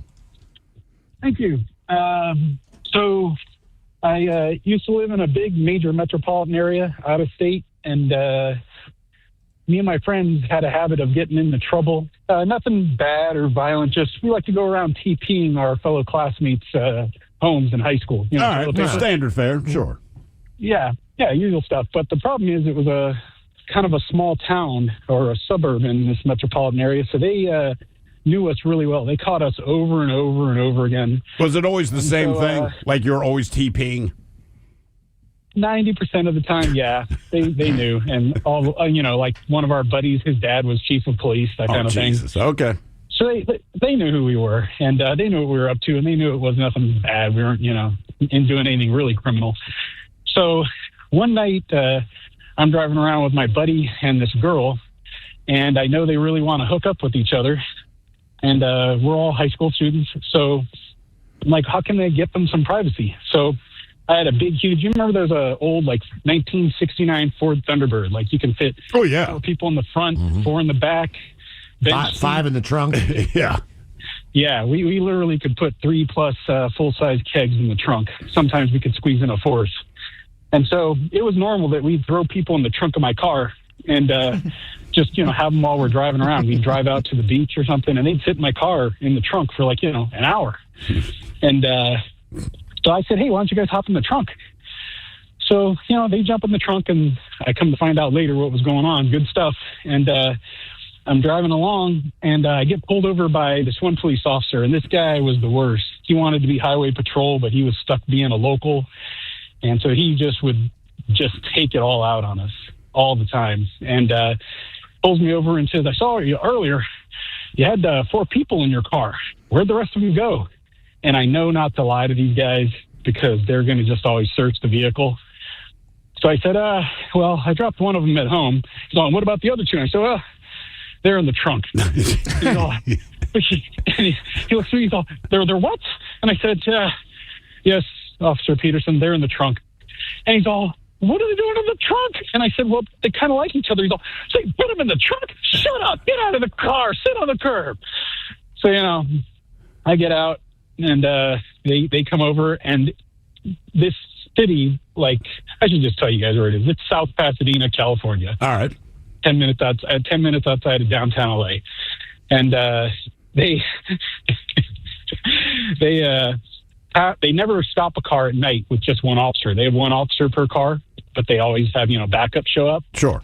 And so they have 3 squad cars show up, and they get behind the doors of all the cars, and they pull their guns out, and they're aiming them at the trunk of the car. And then Peterson walks up and says, all right, this is the police. I want you to know that we got a bunch of officers out here, and we all got our guns aimed on this trunk. So when we open this trunk, you guys come out real nice and slow. All right? You understand? And from inside, you can hear my buddy and the girl. They're going yeah, it's okay. Right. They come out. Yeah, they come out just deer in the headlights, flashlights in their eyes, all the cops aiming, sit us on the curb, give us the whole lecture, tell us, all right, you guys are out after curfew, so here's what we're going to do. We're going to give you about, 20 minutes, and then we're going to call each of your homes because they got our phone numbers. And they're like, now, if you're there, you can pick up the phone. You can hang up real fast. But if you're not, then we're going to tell your parents the whole story.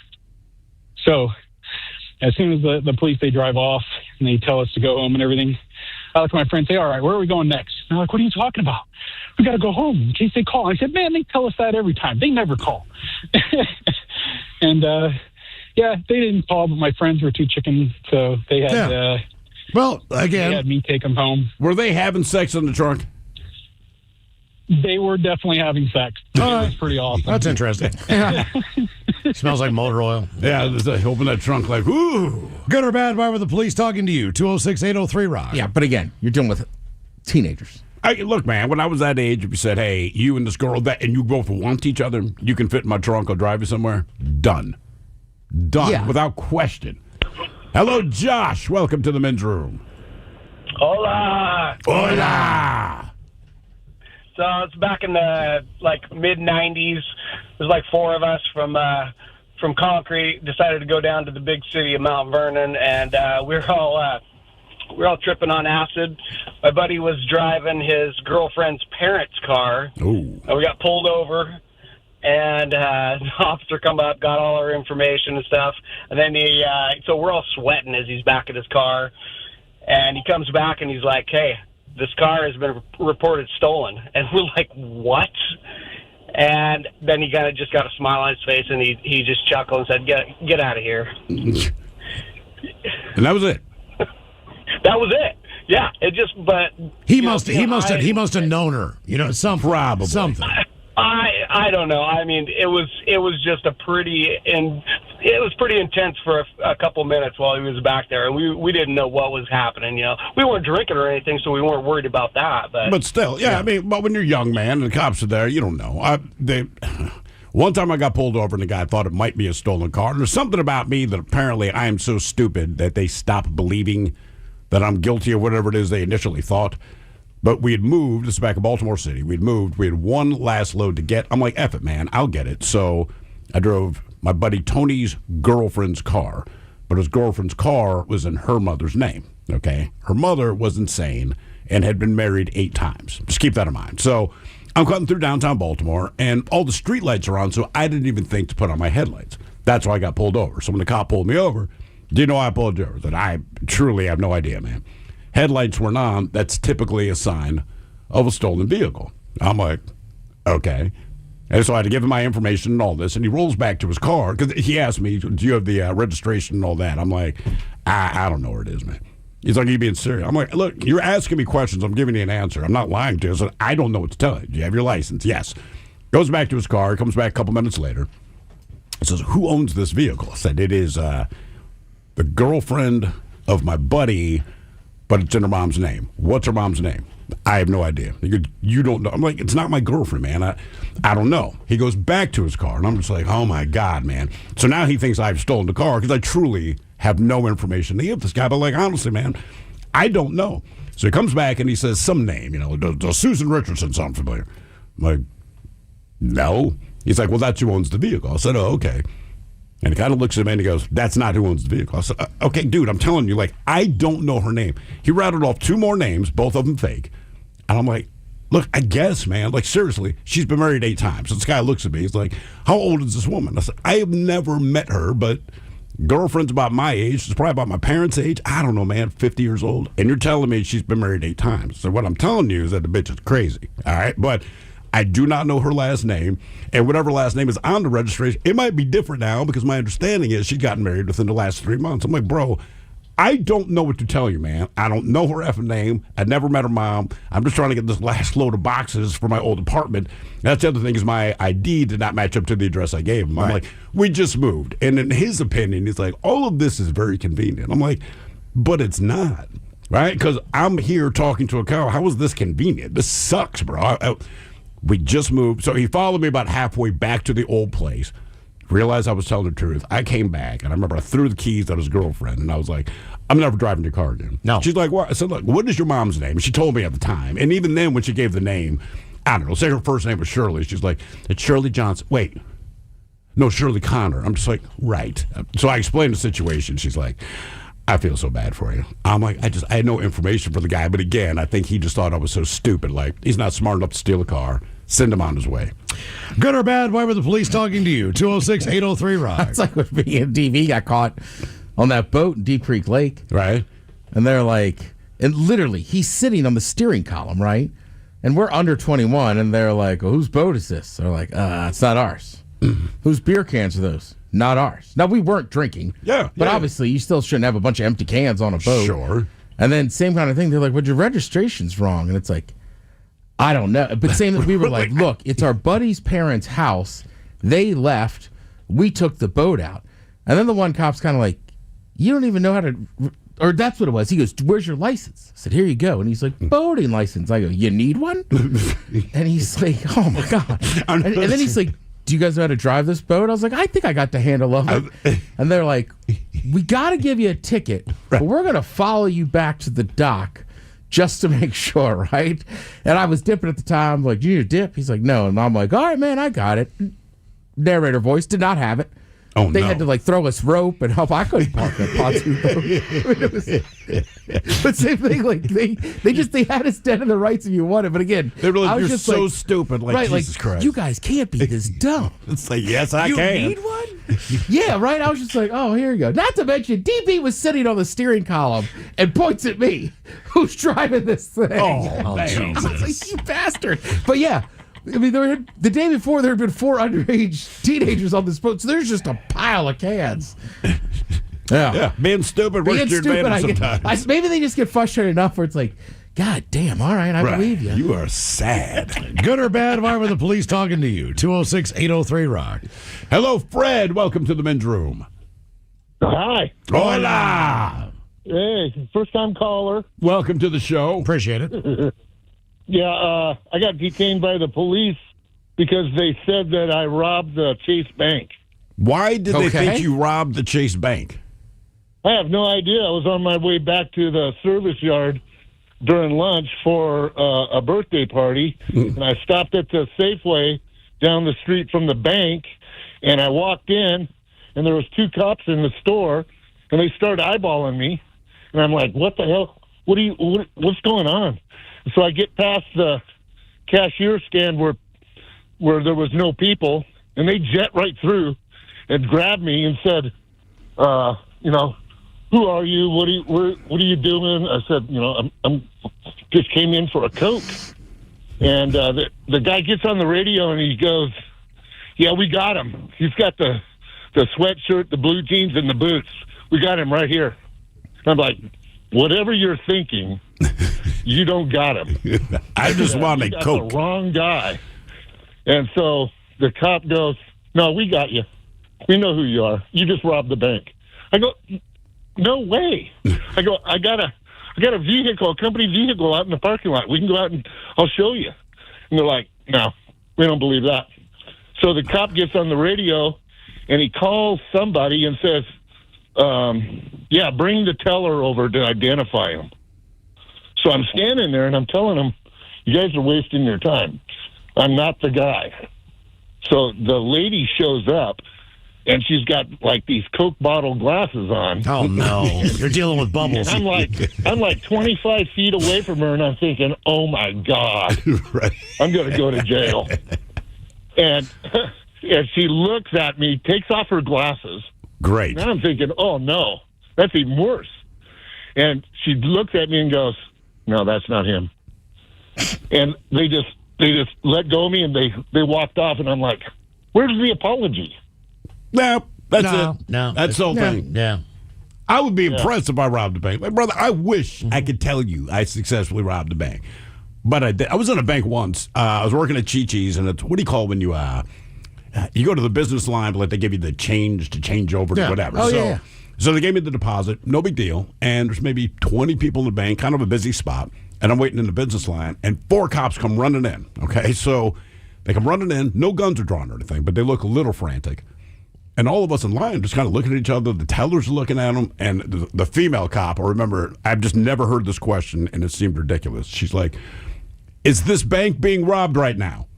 So now everyone in the bank is like, "Well, we don't know." Then the tellers are looking at each other like, "Are you being robbed?" And they're like, "No, I'm not being. Are you being robbed?" And everyone's like, "We don't think so." So they're like, "Crap." And then they left. And we're like, what was that, man? I would say another example being dumb at the liquor store, because it was a liquor store and a bar. Humble brags from us. Yeah, so my boss gives me a bag full of thousands of dollars. He goes, "Go to this bank, get change." Go to the bank, waiting in line, and I'm just holding a brown bag. So they're already kind of eyeballing me, and then I go up there, I said, "Hey, I need to make some change. We got an account here." And they're like, "All right." They're looking it up. I'm like, "Yeah, sure." And then I just start dumping out thousands, just rolled up. And I'm like, "I need this, this, and this." And the guy's like, "We usually charge a fee, but I guess I'll give you like the quarters and everything." And I'm like, "All right. Yeah. But just give me the change." Get back to the liquor store. I go, "Man, they're really weird in that bank." He goes, "What bank did you go to?" I said, "Same thing. You're at the wrong bank." Oh damn, man. Good or bad? Why were the police talking to you? 206-803-ROCK. Also, a case of quarters is much heavier than you think it is. It is super heavy. Hello, Sean. Welcome to the men's room. Hola, bichola. Hola. So, back in the day, I lived in California, where Chatsworth is. Between Santa Susana Pass, where the Manson Caves are, there's a train tunnel.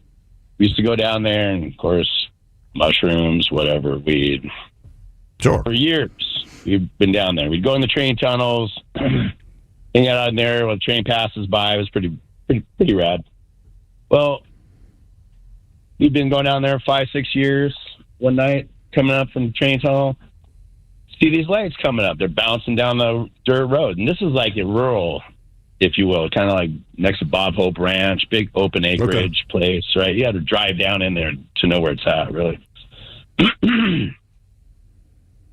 So we see the dude. I could tell it's cop lights. I'm like, oh, shit. So, hang on. Yep. No brown words. You got it? You got it? No. Hold on. Where's it at, Miles? Once again, bedroom callers, here are the 7 words you can't say on the radio. Sucker, mother, and please keep those words in mind when calling. Now back to the program. I know brown words, Sean. I'm sorry, fellas. I meant shoots. Yes. No worries. Yeah, shoots. So, of course, my buddy's at he's the only other truck that's there. There's probably about 15, 20 of us. I don't know. Quite a few of us there. Everybody scatters, right? He takes off on the exit route. I can't keep up. I mean, I'm way far behind where he's at. By the time I get to my truck, the cop's on me. I'm the only one there. He gets out. He's like, ha, buddies are pretty cool, huh? Not so much. She's like, what are you guys doing? You're not supposed to be in those train tunnels. Yeah, no, man, we were in the train tunnels. We were just hanging out. He was like, all right, well, yeah. Started searching me, of course. He first pulls out the pipe, my front pocket, my other front pocket, old Kodak canisters. Yeah, we know. Cram full of skunk. It was stinky, yummy weed. Opens it up. He's like, that's no Mexi. Puts them in his other pocket. He's like, yeah, tell your friends there's a bunch of P words. I'll get out of here. Oh, damn. Oh, that's not the best interaction. That's not the worst. Not, yeah, as far as that goes, yeah. I had a cop do that once. He did not pull me over for that, but I'm acting a little nervous. Why are you nervous? I'm like, all right, man. So anyway, he discovers 5 joints on me, and he says, at the end of this, he's going to let me go, which I'm just like, oh, thank God, man. But he told me to give him the 5 joints for evidence. Those were his words, right? Not just give me the 5 joints to get out of here. Give me the 5 joints for evidence. So my hands, I'm kind of shaking at the steering wheel. But I'm like, evidence. So I rolled down the window. I was like, hey, man, I'm not like trying to push the situation here, but you said for evidence. As I am not under arrest, there is no evidence to be placed there. So it just seems to me like you scored 5 joints. How about I keep 2, you keep 3, and it's all good? And he stares at me, and he gave me 2 joints back, and that was it. I'm like, okay, if he hadn't said evidence, I wouldn't have gotten I'm like, well, evidence for what, man? Well, you just scored 5 joints. Like, no. You give me 2, you keep 3, it's even. Now, if you listen to this program on a regular Baltimore, basis, yes. If you listen to this program on a regular basis, just pay attention to this. If the caller is telling a story or they're from California, within the first 6 seconds of any conversation, we could be talking about buying a car, tacos. We could be talking about flying airplanes in Antarctica. They will let you know that they are from California. Oh, without a doubt. It is the most amazing phenomenon in the world. It's crazy. Doesn't matter what the topic is. Well, man, down there in California, the Jesus Christ. It's amazing. Anyway, coming on to the program from the Seattle Police Department, officers John Huber and Jake Masterson joining us. We're going to be talking about green DUIs, and we got your emails on the way next to the men's room at KISW.com.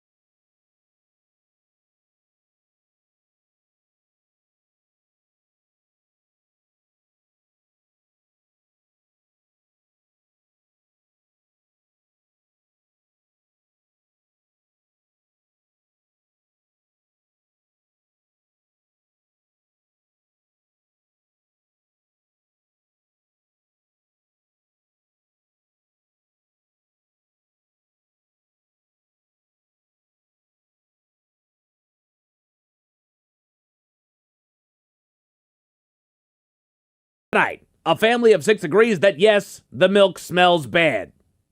But first, the food giant Happy Farms is issuing a major recall of its frozen black bean burritos due to an excessive amount of raffinos and sorbitol.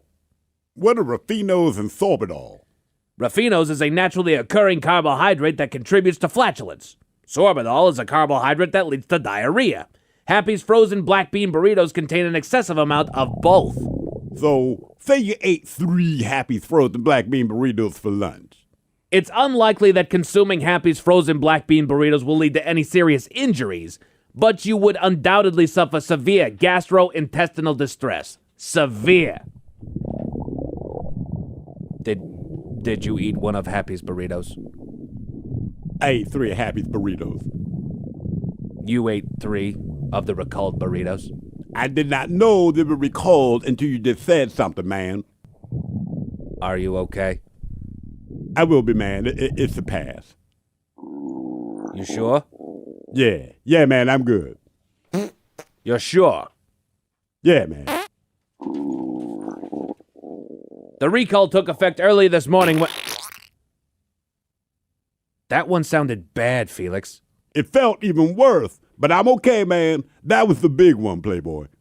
You ate 3 of these burritos? How long ago? Oh, man, maybe 20 minutes ago, man.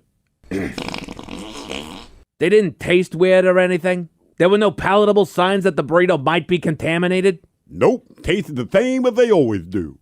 And that's part of what led to the black bean burrito recall. Hundreds of customers called the Happy's hotline to complain about stomach cramps, excessive flatulence, and explosive diarrhea. Some people even said that...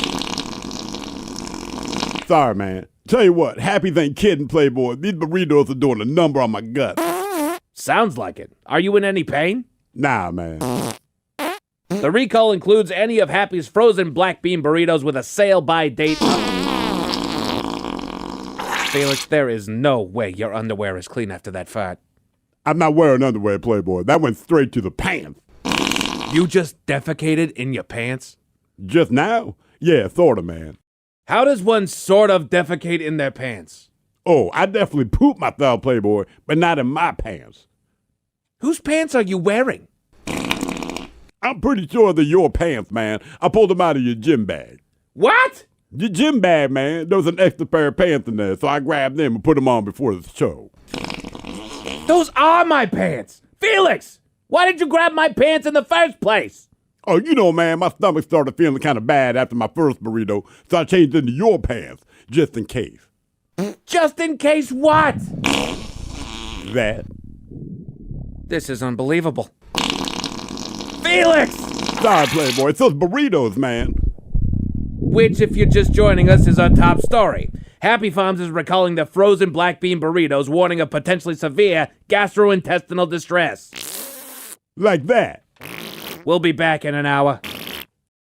Hey bro, Mensu Muragana Besuto Bira. Super fresh, super strong, taste boom. Beer drink now, anata wa big man desa. No wait, no think. Just grab Mensu Muraga. Сейчас. Kanpai. Mensu Muragana Besuto Bira. Now, you can watch The Men's Room live on YouTube. Subscribe at KISW Rock. The Men's Room titillates your ears when you listen on the radio or Odyssey app. Teases your taste buds when enjoying Men's Room IPA. And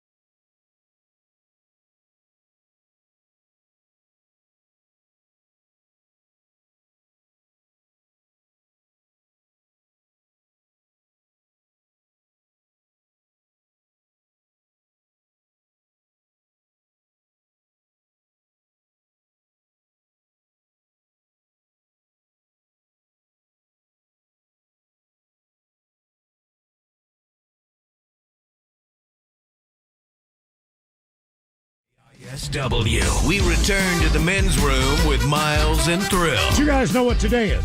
No. It is Giving Tuesday. I figured you wouldn't know that. Oh, yeah. No, I kept reading Come it and on. I didn't care. Is that bad? Well, Codes for Kids is going on now at KISW.com. You should. That's a strong point, That's Miles. exactly right. There are 300,000 kids here in Washington that seriously are living in poverty. So the idea is 2,500 coats for kids in need. They are $25 a piece. Are brand new and American made. So if you could please, it is a Giving Tuesday. Donate now at KISW.com. We're going to try to get more than that. 3,000 would be a great number, but either way, give what you can now, since it is Giving Tuesday, and that all works out. Speaking of giving, I want to thank Sam. He gave up $50. All right. So did Shelly. Lori gave $25.87. 87 cents. Lori, I like your style. Arthur gave $1. Hey, whatever, man. Actually, he gave $1,000. Oh, just kidding, Arthur. Thank you, Erica, for the $100 donation. Susan for your $51 donation. 51. Barbara also gave $25. I don't know how people come up with these numbers. It's probably like some fee that they knock on there. I get like the 87 cents thing is weird. $51 from Janelle. So thank you. And if you can, please head to KISW.com and donate what you can for the kids. All right, let's see here. Do we have time for a few emails from the men's room at KISW.com? You've got mail. And we'll jump right into the birthdays brought to you by Men's Room Roasted Red Salsa from San Juan Salsa Company. Dip responsibly. Okay. Hello, gentlemen. Today is my birthday. I would like to request the following items. A fish sandwich medley, an owl hitting the window, and you guys talking all over each other about what celebrity shuffle led to cook you a... what celebrity shuffle? Chef, maybe? Led to cook you a birthday dinner. I would like to have Guy Fieri, Valerie Bertinelli, and the Ted Nugent. I'll see you guys soon. That from Steven.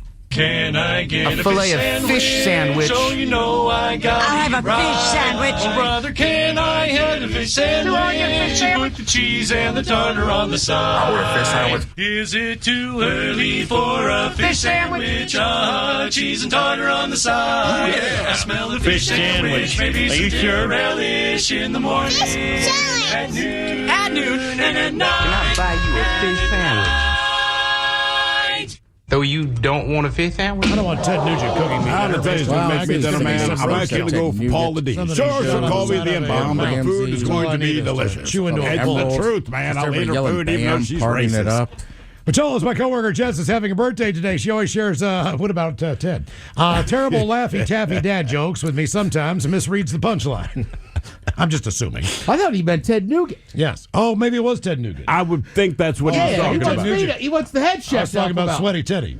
But I like your Ted idea. Nugent. I'm going to bring Paula Dean over to hear somebody say it. Yeah. Yeah. So, can we have Miles throw in some dad jokes for her? Let's see here. Maybe also have the Inaction News team help us rip on our coworker Dan.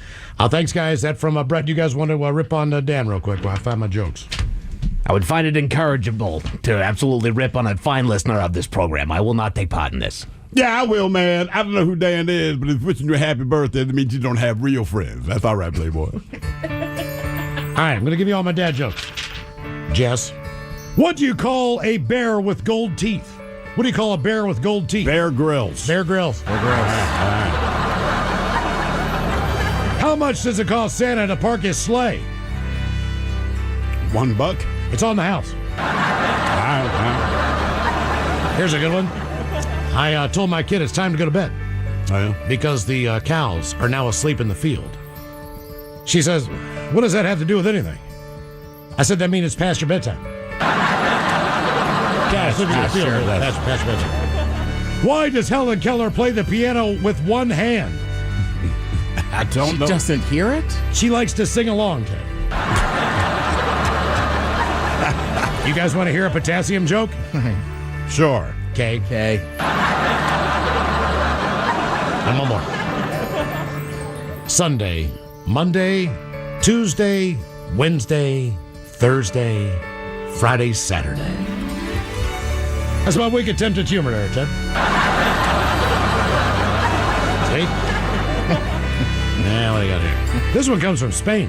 Spain? Ola, would you guys please wish my sister a very happy 50th something birthday? How about some turtle sex and you guys talking all over yourselves about farting? I wish her many more years of telling each other when we fart, even when we're on the other side of the world from each other. Because sisters share. Thanks, guys. Appreciate that from the lovely Carolyn. Well, first of all, Steve There was is some farting farts all day. today. He had enchiladas last night. Look, man, I had enchiladas last night. They were delicious. They probably smelled Mexican nuts. and roasted tomatillo. That would be the scent in the end. All right, guys, here you go. Happy, happy, happy birthday. Happy, happy, happy birthday. Happy, happy, happy birthday to you, to you, to you. Ya's a Dirty Germans brought to you by Men's Room Original Sausage. Available through Uli's world famous sausage, mensroomlive.com, and other fine retailers. Schweinefleisch. Thank you, Bob, ladies and gentlemen, from your Seattle Police Department officers, John Huber and Jake Masterson in the studio joining us. Yes. It's been a while. Yes, sir, it has. John, how long has it been? I think it was 2007 when we... Was it 2000? That makes sense. 18 years ago. Yeah. All right. About when Ben was here. That's right. We're correct. Ben got pissed drunk and slept on Ted's floor. What did we give him? What was he? A bottle of drinking? Jameson. It was. Oh, okay. Yeah. But that was, Ben didn't start drinking too much before you guys got in. I think it was during the segment, wasn't it? Yes, it was. Well, and during it. I don't know how the weed one is, but you had like the goggles too that made it seem like you were impaired.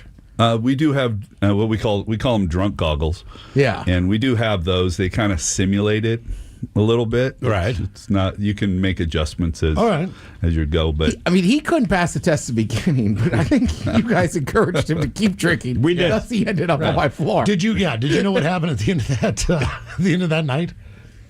No, I don't.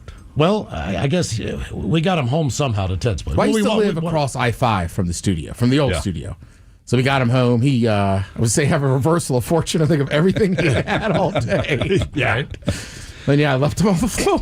And we went out. Sounds horrible now. I know. Then we went out to a bar. Yeah. Right? And then we came back. We walked too. Hey, for the Oh, yeah, record, he yeah. was fine when I left. Yeah. Yeah, Yeah. you guys let him keep drinking after I left because I wouldn't let him get that drunk. Yeah. I Correct. got out of there. So that's all on you guys. Well, back then, weed was not legal. That is correct. So We had medicinal. right. Yeah. We did. Did we have that in? Yep. Wow. We Okay. were one of the, I think we're like the third or fourth state to get medicinal back in '98, right when I first started. I'm curious, as a police officer, a DRE, which is drug recognition expert. Yes, sir. Me too. I'm just not a cop. Yeah. But so when they legalize weed, just from a law enforcement point of view, is that like, thank God they finally did it, or is it like, Jesus Christ, here we go again?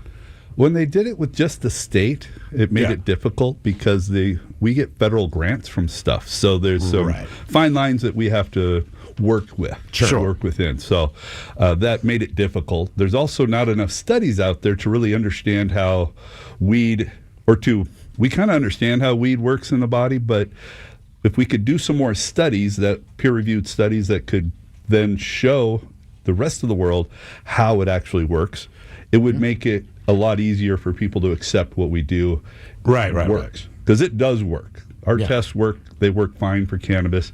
I know there's I know one of your DUI guy, he advertises here. He's going to say they don't work. They're not. They do. And just think how many crimes are out there that we actually give them a test right after we arrest them to let them prove that they're not guilty. Is there a time frame on that? So, like we had a caller call today talking about I did drugs the other day. But maybe I'd smoked weed last night.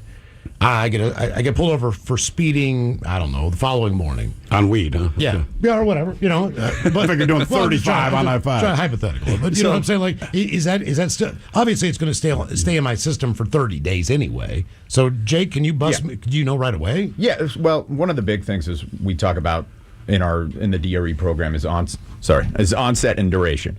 So typically, weed has about 3 hours. Effects peaking around 30 minutes. Okay. Just you having carboxy THC, which is the metabolite, like let's say you hadn't smoked for several hours, you get arrested for DUI for some reason, and you have carboxy THC in your system, not the psychoactive delta-9 THC in your system. That's not going to be something that's not, carboxy is not something that's going to be psychoactive. That's going to get you that conviction. Okay, all right. It'll be in my system. In other words, I've smoked it. It just it's not relevant. It's not affecting me right now. Some of that too is misconceptions. I mean, I think it kind of like an old wives' tale that if you smoke weed, it's going to be in your system for 30 days, and so kids stop smoking weed so their parents don't threaten to test their. Yeah, exactly. You get that from Amazon, and yeah. Because when we do our test, if somebody hasn't smoked for 12 hours, most of the carboxy is probably going to be gone from their system as well, and they're going to have just whatever drugs or alcohol was in their system when they were arrested for that DUI. Do you think we'll ever get to a point where, like, you know, you can go online and look up charts with your weight, height, male, female. Like, do you think that it will ever get to a point with weed where it's like, you know what I mean? I know if I go to a He's bar. fat enough, there's no way he's on. Well, I'm just saying, I know if I have 2 beers, I'm not going to be over the limit. Yeah. But I don't know with weed. So weed is one of those things where the limit isn't really applicable because weed is not water soluble, it's fat soluble. So actually the blood results that we get back aren't really indicative of impairment. It's just this kind of arbitrary number that the legislature had put up at 5 nanograms per deciliter of blood. Really, impairment is impairment. It's one of those big things where we try to go out there, we do these tests that John was talking about, and we show that the person was affected by this drug. Right now, even smoking a little bit, if you take one hit, your THC in your blood is going to be above that per se limit. It's the same if you smoke the whole joint, essentially. Yes. I mean, you might be more effed up, but Yes. if you still got it in your system, it's still affecting you. And the big thing, well, not necessarily, right? So, because there's no real correlation between THC in your blood and impairment. It hasn't been shown. It's just proof that it's in there. We have to, through our tests, through our observations, and through your driving behavior, have to prove that you were affected by THC. How similar are those tests to a DUI stop? Extremely similar. So we have our battery of 3 SFSTs that are standardized and validated. That's going to be our HGN, our walk and turn and one leg stand. We'll have people that we suspect may be on a cannabis DUI perform those tests. In addition to some other tests, we have the modified Romberg balance test, which is kind of standing there with your head tilted back, eyes closed. We're going to have you estimate 30 seconds in your head. That's one good way. And radio people would crush that. Everyone should be If we practicing could, this one at home. thing we could do in radio, Yeah. man, we are very, very good estimators of time. Yeah, we can poop in like 2 minutes. Oh, there you go. Hey, well, we know. That's a skill. But also, It is. sometimes. I mean, seriously, I know you don't think it is. It's joking, but I mean, we get this down to a science. You know, Yeah. we got 3 minutes left in the commercial break. I can squeeze this one out. Oh, well, when I'm in there for like 30 minutes with the smartphone. You know, like my wife's banging on the door Hemorrhoids. telling me, get out. Yeah. But one of the things as well, it's not just that estimation of 30 seconds. It's our observations of the person. So there are things called eyelid tremors or flutters that are really prevalent in somebody with cannabis usage. We have this study right here that was done in 2016 called we call it affectionately the 302 study. They compared 302 DRE evaluations to 302 non-impaired evaluations of people. They came back with people under the influence or who had consumed cannabis, something like 60%, 58% had eyelid tremors. So that's one indicator of it for us. Again, it's not that we're going to hang our coat on that one thing, but that is a big indicator to us. Yeah. Yes. And then also circular sway or sway from left to right. A higher percentage of people who have consumed cannabis were exhibiting those as opposed to those who were not. So there are several different, it's not just that time estimation, because sometimes we get guys who are like drummers. Those dudes can keep time no matter how high they get. It's crazy. Yeah. That's all they can do, though. Yeah, and then we have our finger to nose test, which is our additional test. Drummers can't stay in a band, but they can pass this test. That's true. Thanks for the pizza, is what we say. Yeah, if a machine can do your job, I'm just kidding. No shade on drummers, but and then we have our finger to nose test, which again is kind of we have them stand back with their head tilted back like that, eyes closed. We're going to have them touch the tip of their finger to the tip of their nose and bring it back down. Now, that is one where it's actually been shown to be the most effective in being predictive of THC. I can believe impairment. that. I can believe it. Because finding the tip of your nose, Well, now, what about we talked about this earlier, and this could be for alcohol. I don't know if you guys do it with cannabis also. And we believe this is grossly unfair only because we can't do it sober, which is the alphabet backwards. That one? We do not do that. No. All right, thank you. Actually, what we ask is, can you say the alphabet without singing? Or we'll give them can you say the alphabet from D to, Z or whatever. We'll have them start in a weird spot without singing. And the drunk people, most of the time, they'll get D, E, F. And then elemental, really not even a letter. What if they sang the song but not the alphabet song? A, B, C, D, F, G, H, I. Change it up. Yeah, they get a round of applause and a pair of bracelets. That was great. Getting a patrol car. As far as people who are driving, like when you think about people who are smoking weed, I don't think I don't think about them going 90 miles an hour. No. You know, but I'm sure it happens. That's the misconception, actually, Okay, though, all right. is because the number one reason that in this 302 study, and anecdotally I can speak to as a DUI officer, and so can John, but speeding is the number one reason we stop cannabis-impaired drivers. It's hell not you guys actually do? going slow. That's one thing we had talked about, and I always bring it up whenever I teach classes on this, is a lot of times we think, because of those old ads back in the day, if you remember back in like 01, it's like they're at the drive-through, 15 cheeseburgers, and they got smoke billowing out of the car, and the little girl. And it's like, oh yeah, you go, like you're all slow, you know, Cheech and Chong, like all this, that was all part of like the culture, like sinking into the couch. Actually, speeding is the number one reason we stop cannabis-impaired drivers. What's the percentage compared if you're impaired? I mean, is alcohol still the majority of those? As far as like speeding? Well, just as far as, you know, if you're going to have a green DUI or an alcohol related one, are the numbers even similar, or is there a higher percentage of one than the other? They're probably getting similar, but one of the big things is our training and officers being able to readily recognize cannabis impairment as opposed to alcohol. Alcohol is pretty easy because if you get way too drunk, it's obvious. It's very obvious. Cannabis is one where somebody can be impaired and an officer just isn't well trained enough, because cannabis detection and drug detection in our driving population is more of an advanced class that we teach after our 3-day SFST class. It's a class called A-RIDE, Advanced Roadside Impaired Driver Evaluation. God, you guys have the sexiest terms for these classes. I know, right? Yeah. Both of those are a reason to search the vehicle, correct? As far as if you think someone's impaired either way, drunk, high, whatever, is that? Well, yeah, not really, not anymore. Arizona v. Gant was a big case law that kind of restricted our ability to be able to search a vehicle, like search incident to arrest. Now, if we do have stuff in plain view, things like that, there are other reasons. Typically, though, when it comes to just like a cannabis DUI or drug or a alcohol DUI, we can just take photos of the evidence that's in there. I mean, a picture, we don't need the bong. I get a picture. Do you guys have like pictures on your Axios cams of guy with the joint behind his ear going, no, I have no idea what's going on. Yeah. Well, my favorite's like when I arrest a guy for green DUI and they got shake all over the front of their chest and they're like, I haven't smoked in hours. It's been hours. I'm like, what's that on your chest? And like it so easily brushes away. It's like, okay, you've just been laying there dormant for however long. So we used to work with a guy years ago, all right? And this guy, we worked with him for years. And we're like, dude, there's no way you don't get high. And he's like, babe, I do not smoke. It is unprofessional. But that was always his answer, all right? He's a roller skating champion. He's a roller skating disco champion of Maryland, 1978. You do the math. Anyway, we kept asking, we're like, dude, seriously, you must smoke. Because we were notorious for getting stoned. He's like, babe, it's just not something I do. I've done it before, but it's just not something. I've done it like 10 years or some crap. So he meets us at the bar later that night. He has this sticky ass nug stuck in his hair. Yeah, I mean, it's just and we were like, green, bro, bright bud. Like, so you bringing up these people? I'm like, he would be the guy. Like, babe, no, I haven't smoked in a while. Is it because you're looking for the bud in your hair, or what? Officers, John Huber, Jake Masterson. We're gonna take a commercial break, as they say, and then we're gonna come back and we're gonna talk to you again. Oh, great! Probably ask some of the similar questions we already asked. I'm not sure what's going to happen, but you listen to these commercials, you see, and then when we come back, we're going to have another conversation. Is that fair? Maybe do some tests. Okay. Yes. All right. Yeah. We'll be right back.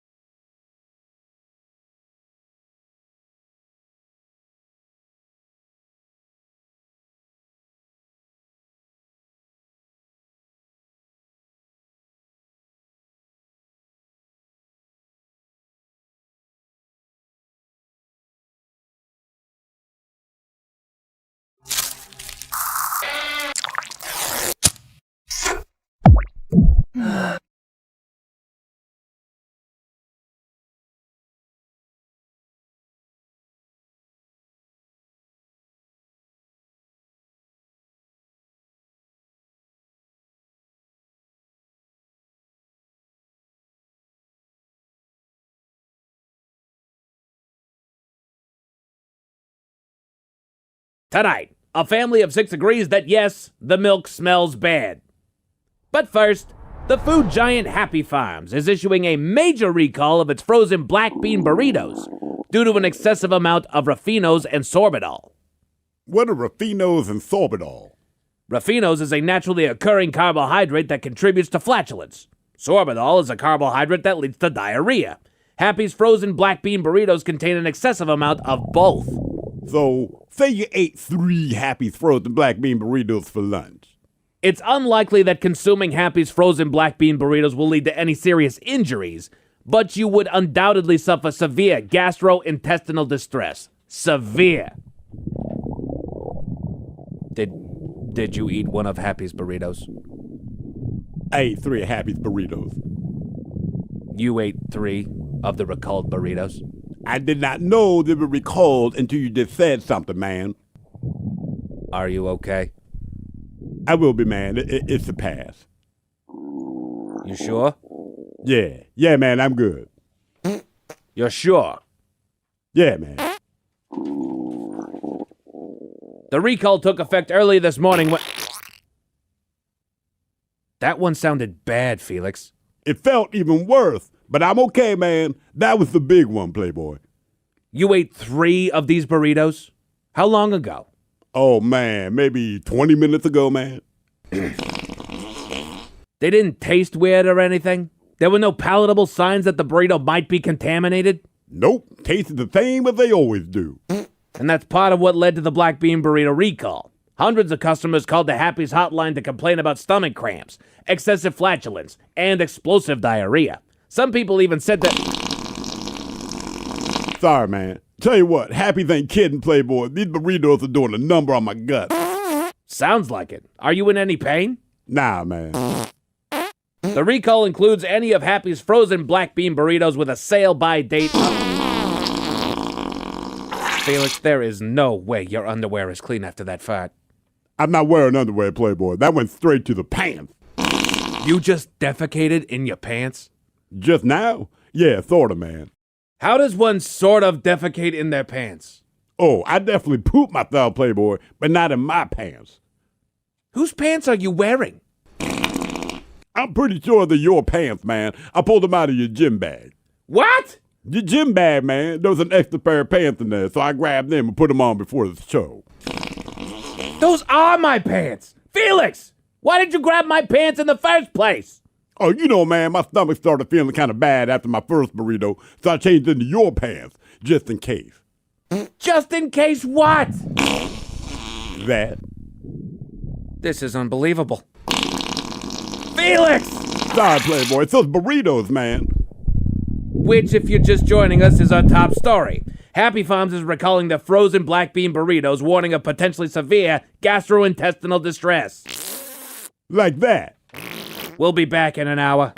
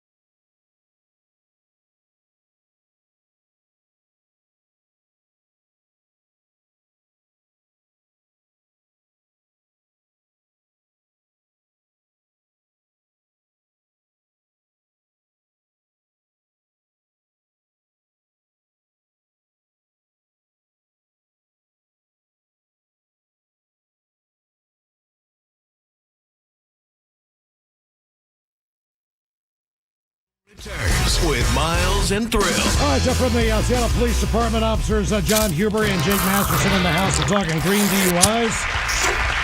Starting tomorrow until New Year's Eve, you guys are going to be doing it 7 days a week, stopping drivers who are impaired either from alcohol or marijuana. Yes, we'll have an emphasis out of 6 officers and a sergeant. Be out, and their entire job is going to be find and interdict impaired drivers prior to them hopefully crashing and hurting and or killing somebody. Yeah. That's the goal. Are there hot spots? Oh, yeah. I mean, I just figured marijuana. There's a shop in every neighborhood, Right. Yes, there is. So it's not like if you live in a neighborhood. Oh, I can think of it. I don't want to say the You street could that I walk think to it's it. prevalent. Yeah. Not even a rural. Look at the 2 neighborhoods I lived in, right? In Belltown and Capitol Hill. Yeah. A lot of bars, a lot of younger people going out. Like, I would assume those are warm to hot. Oh, yeah. Yeah, exactly. And then, of course, you've got the barriers in front from the kids in the Hyundais that have smashed through the windows, and you got to walk around everything with their cleaning glass every morning. Sounds specific to your shop. It really does. It's been hit like 3 or 4 times. Okay, so Steve and I went outside and had a cigarette. Yeah, that is correct. Yes. Is there any tells so far? Well, you're a little more flush at this point. Okay. Your all right. face is kind of more flushed, is my first observation. Okay. Thrill, I can't tell. I'm sorry. Yeah. I don't know if that's good or bad, man. Because he was high before you guys got here. That's right. Actually, his eyes. Now that I look at his eyes. Gotcha. His eyes, and there is an odor that is prevalent. But Well, Right. Yeah, yeah. There is that. That I can't escape. But that's pretty. I brought in some kind of sativa. That's what it was. Pretty sure. Either way, it's really weird being in here with 2 cops absolutely stoned. I will say that. But it's not really. I've been stoned around a lot of cops. I just didn't tell them, and they didn't ask. I get the feeling it was just understood. Like, Right. that's all good. Okay, should we try any tests or do any of that stuff if we reach that level? Yeah, what would your test be with his flush-ass face down in his out? Well, at this point, I would just ask you, would you guys drive right now? No. Okay. No. And that was 1, or you each had like a half, right? Half the cigarette, or maybe a no, quarter we probably of had the cigarette? I don't know. Yeah. I had a lot of puffs, man. I mean, like, I don't know what to tell you. I'm trying to forget. Well, not half. I mean, we just Because looked I at it. wasn't thinking of I just smoked until I didn't want to smoke anymore. And I smoked a bit. I mean, like, let's keep it simple, man. That's right. That's right. I think we should wait a segment or 2, and then we'll see, Okay. let the peak come down just a smidge. All right. Let So you guys mean I'm too chill. high right now? It'd probably be pretty obvious at this point. Really? Oh, Say you man, see, pulled this is us what over. this is when I want to try it. We're sitting in the car. You have pulled us over. Oh, I didn't get the How tip. did Miles dime us out?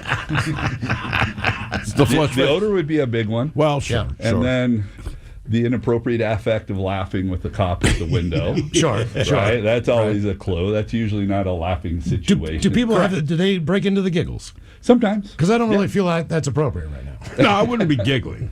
I would try to crack jokes, but I wouldn't. What were you giggle. saying to me? Because I was saying, like, I just wanted to see if you guys would test me sober. But you were saying I don't have the same nervous energy I would if I was driving. Yeah, if you were driving and I pulled you over, would you be relaxed and kind of chill? No, I'd still be nervous. Sober. Yeah. Yeah, you would be nervous no matter what, but you would have a very intense focus on doing everything I asked you as correctly as you could. Is that All right. fair? Yeah. So when you're impaired, you're going to have that same focus, but you're not going to be able to do it just because you're impaired. If I pulled you, we went out and just made a traffic stop and I pulled you over and you're sober, you would do everything I wanted pretty good. All right. So, and I believe that. And Yeah, I'm just a that's terrible funny. speller, so the whole idea of the alphabet thing, like, I can't say it regularly. No, you don't. The alphabet's not spelling. It's just letters. Damn. Look out! Look out, Ted. And I got arrested. Now, Can you so, spell the alphabet? No, sir. So, do you guys train every new officer, or is there, who comes into the department as far as what to look out for and all those things? Is that part of the program? So that's part of the police academy training itself. They'll put them through a 3-day SFST class and teach them on the 3 validated field studies, the walk and turn, one leg stand, and HGN. When they get to us in our post-BALIA, like where they go before they hit the road on FTO, we'll have a discussion with them, and we're actually going to be implementing a full 3-day SFST class, which includes a wet lab because they're not currently getting that in the police academy right now. Okay. So we're going to get people drunk. We're going to have these new officers do tests on them. Do you get paid for that? Like if you get plasma? No. You don't? You get free booze. All You right, get free okay, alcohol. okay. Okay, when do you Did guys you do get a this? ride home? I would just, yeah. Yeah. Well, actually, we were looking for drinkers. Okay. Yeah. Well, there's Can none you in this serve town. bedroom IPA? From Black Raven Brewing Company. Yeah. We don't do beer. Yeah, we got to do Just liquor. straight liquor? Beer, Yeah. Generally liquor. What kind of liquor are you guys supporting? We drinking like It all R&R comes in or- plastic bottles. Yeah. Okay. Yeah. All right. Good stuff. RR, yeah, it's a great one. Yeah. Thunderbird. Oh, it's something you get 10 high, you know. So if you can drop your bottle and the bottle doesn't break, it's not good stuff. Exactly. That's So, it. okay, what kind of test do you put those guys? Just the standard test for the officers that are learning the... Yep, the HGN, the walk and turn and one leg stand. Those Really? Yep. If they're drunk on liquor, tell your mama joke. If they get mad, they're hammered.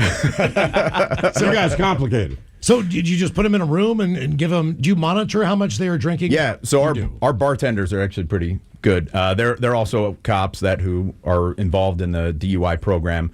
And do they give a small airport pour, or do they really put it on you? It just all depends. Like sometimes we get people in who, like larger body mass individuals that we can't get them drunk enough. Like we're giving them 14 ounces of liquor to try and get them near an 08, and it's Well, just I'm not- kind of skinny. Go for it, man. Yeah. Well, I'm kind Swing of for the come out. fence. Yeah. I'm impressed by that. Yeah. Though there are some numbers that, because we announce it to the class at the end on a big Excel sheet, and there are some people where it's like, and here's our winner today, and it's like, you wouldn't think it was this person, but yeah. Okay. It's the one taken out on a stretcher. With with legalized marijuana, is there still a market for just someone growing it, selling it on their own? Is that still? Do you ever run into that, or is the Not legalization really. basically killed it? I wouldn't say that it's killed it, but the big difference between all of that, and one of the things that I think might be a problem of the legalization is that now instead of having cannabis that's 8%, 12% THC, they got crazy. Like the average that I see when we take a class to a field trip to a pot shop is probably like 34% THC, which is just a whole nother level. And then they even have 99.9% crystallized THC. It looks like a small little rock, and it's like, what, I've heard. What is that? You can buy gummies, I've heard, with live resin in them. I've heard that too. Yeah. Who told you that? Thrill has a friend. We have the same friend. We do have the same friend. So what is the most amount of THC that you can buy in a legal product in Washington? 99.9. Oh, so it's that Much like our radio station. So like basically, yeah. There we go. Yeah. When we mean the rock, we mean the crystallized marijuana. That's true. It is. Yeah. 99.9. Yeah. unfortunately, we can't get those sponsors because we're federally regulated. Yeah. I'm sure we'd already have a men's room strain of weed. If that was possible. All right, I got a random question. Well, you're Seattle, so SeaTac has their own department. So, like those SeaTac cops, if somebody thinks a pilot is drunk, like does somebody like you from their department go in and test them? Yeah, I hope so. Yeah, I sure do too. I didn't know if there was like FAA cops. They don't have a DRE currently. I don't think. Ooh. Sorry, I don't. I'm trying to think. They might have a DRE on their staff. I'm trying to think. I'm not ringing a bell right now. There's a post-retirement job for you, John. Yeah, there I go. If there's I'm just anybody out there thinking that you listening should be that the can guy. swing it, Yeah, I'm looking. Different tells on different drugs. So if I smoked meth, I mean, could you? And I don't know. You'd have 'cause ripped your sleeves off by I've never now. smoked meth, so I don't know what the Do thing they is, chew but- the most imaginary sandwiches? I believe this. People on meth, like their mouth is working and there's nothing there. They're just constantly chewing. That is true. Yeah, a lot of Okay. the bruxism, the grinding of the teeth, stealing a copper wire. I would just want to running stick around. food in there. There's several indicators of meth impairment, but Okay. yeah, we actually do, and I actually have a chart right here. This is what we use on our DRE evaluation. I'll pass it over to you. But it's our major indicators for 7 different drug categories, being CNS depressants, stimulants, which would be meth. You can see when we do our DRE evaluation, we're taking pulse rates, we're checking blood pressure, body temperature. Somebody on meth is going to have like a really elevated body temperature, really elevated blood pressure, really elevated pulse. They're like a squirrel with a fever. Well, Yeah. Yes. well, okay. Yes. When OxyContin was more prevalent, before they kind of cut that crap out, is there another prescription drug that you would encourage people not to drive on? Xanax is probably the big one right now that we see the most. yeah, that's fair. I just need it for the flight. Now, what is it? Xanax knocks you out or takes you up? So Xanax is a CNS depressant. So it's similar to alcohol. If you take like a Xannibar and something, that's what the kids call it, Xannibar. Nice touch, though. That is. Yeah, let's touch on this. Talking to you kids. Has a cartoon mascot? Yeah, and then drink a little bit of alcohol. This person's gonna look like they're falling over drunk. And I've had it in my life. That's why I got involved in the DRE program, because I pulled over a kid, 16.